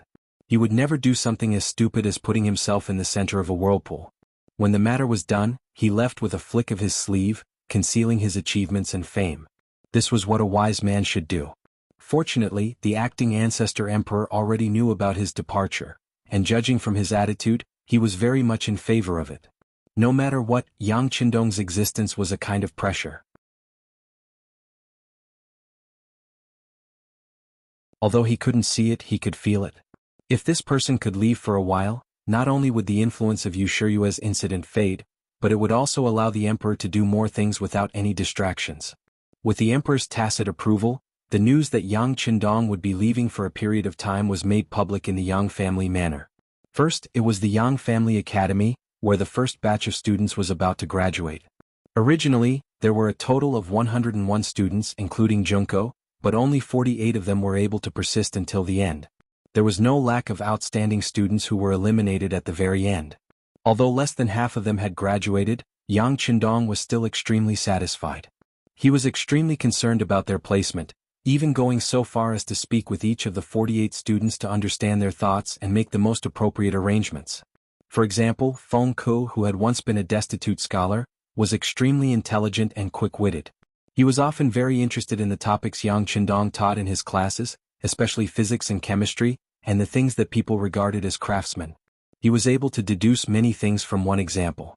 In the great Ming dynasty, scholar officials and the emperor ruled the world together, and Confucianism was the most sacred. Only scholars who spoke of the etiquette of sages were regarded as above men. In comparison, even generals who were skilled in war were inferior. And this was even less true of craftsmen. With this sort of hobby, one was destined to have no better future. Because of this, Feng Ku had been distressed more than once. Now that Yang Qindong was here, everything was different. When Yang Qindong asked Feng Ku to come to the study for a private talk, Feng Ku told him that there was a place where craftsmen enjoyed a high status and had a good environment, as well as many unimaginable experimental instruments. Before Yang Qindong could say anything, Feng Ku expressed his willingness to go. He even said that as long as he could realize what he had learned and imagined, He was willing to go no matter how desolate that place was.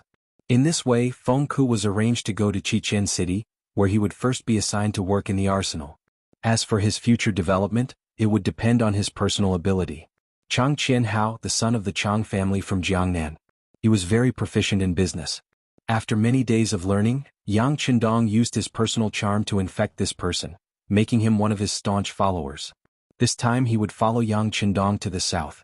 If there was a chance, he would naturally expand the Yang family's business. Although Tai Qingyi and Jiang Ping were women, their martial arts foundation was very good. After half a year of learning, they performed well in all aspects, and were left to be the bodyguards of the madams.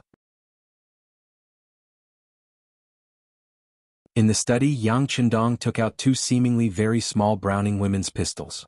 Both Tai Qingyi and Jiang Ping had dabbled in pistols before. They had even shot targets when they were students and had good results. They had yearned for such an advanced weapon for a long time. Now that they finally had their own pistols, they were very excited. There was also Wang Si. Because his grandfather was the current Minister of Personnel and was in charge of the promotion and evaluation of all the officials in the world, he had an important position. Yang Qindong kept him and let him become a teacher in the Yang Clan Academy to continue his teaching and nurture more talents that could be used in the future. Wang Si had some objections to this. After he knew that Yang Qindong was going to the south, he wanted to go with him.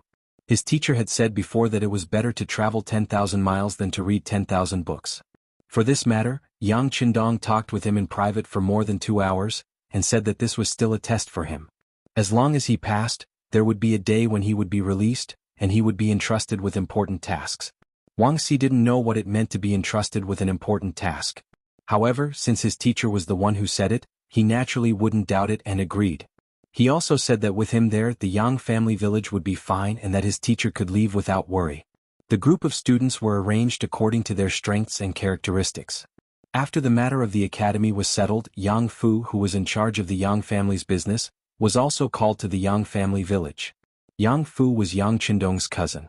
The two of them had worked together many times in Jianghu. The reason why Yang Qindong could be where he was today was because of the various resources provided by Yang Fu.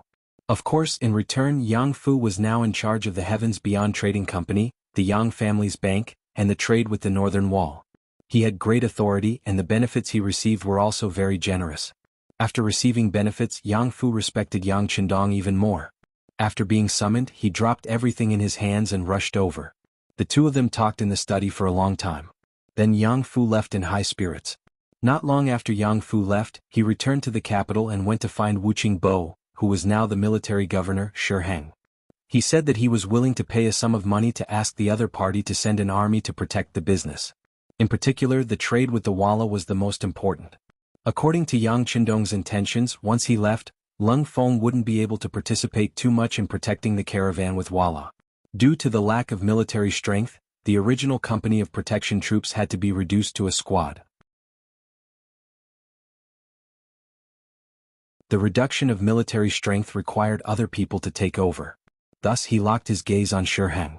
Yang Qindong also firmly believed that the other party would be more than happy to receive such benefits that fell from the sky. It was just as he had expected. Yang Fu took the initiative to look for him. When Shiheng knew of his intentions, he was naturally excited. In order to express his modesty, he said that he would consider it carefully. However, after Yang Fu left for an afternoon at night, he arranged for his trusted family member, his cousin Shi Tong, to look for Yang Fu. In the following days, this person would be responsible for the safety of the trade caravan. He would bring 1,000 men with him. Protecting the trade caravan would not only allow him to obtain a generous amount of mercenaries, but more importantly, he could also bring in his own private goods to trade. The profits from this could be 10 times or even dozens of times more. Once this was done, Shiheng would have more and more money at his disposal, and his influence would also grow. The matters outside were arranged one by one. To Yang Qindong, dealing with such matters was very simple. As long as his thinking was correct, it would not be difficult to do it. However, the following arrangements for the madams gave him the biggest headache. According to what Jining had said before, he could not take all of the madams with him. Taking 2 and leaving 2 behind meant that his home was still here. It could also be said that he was leaving behind hostages.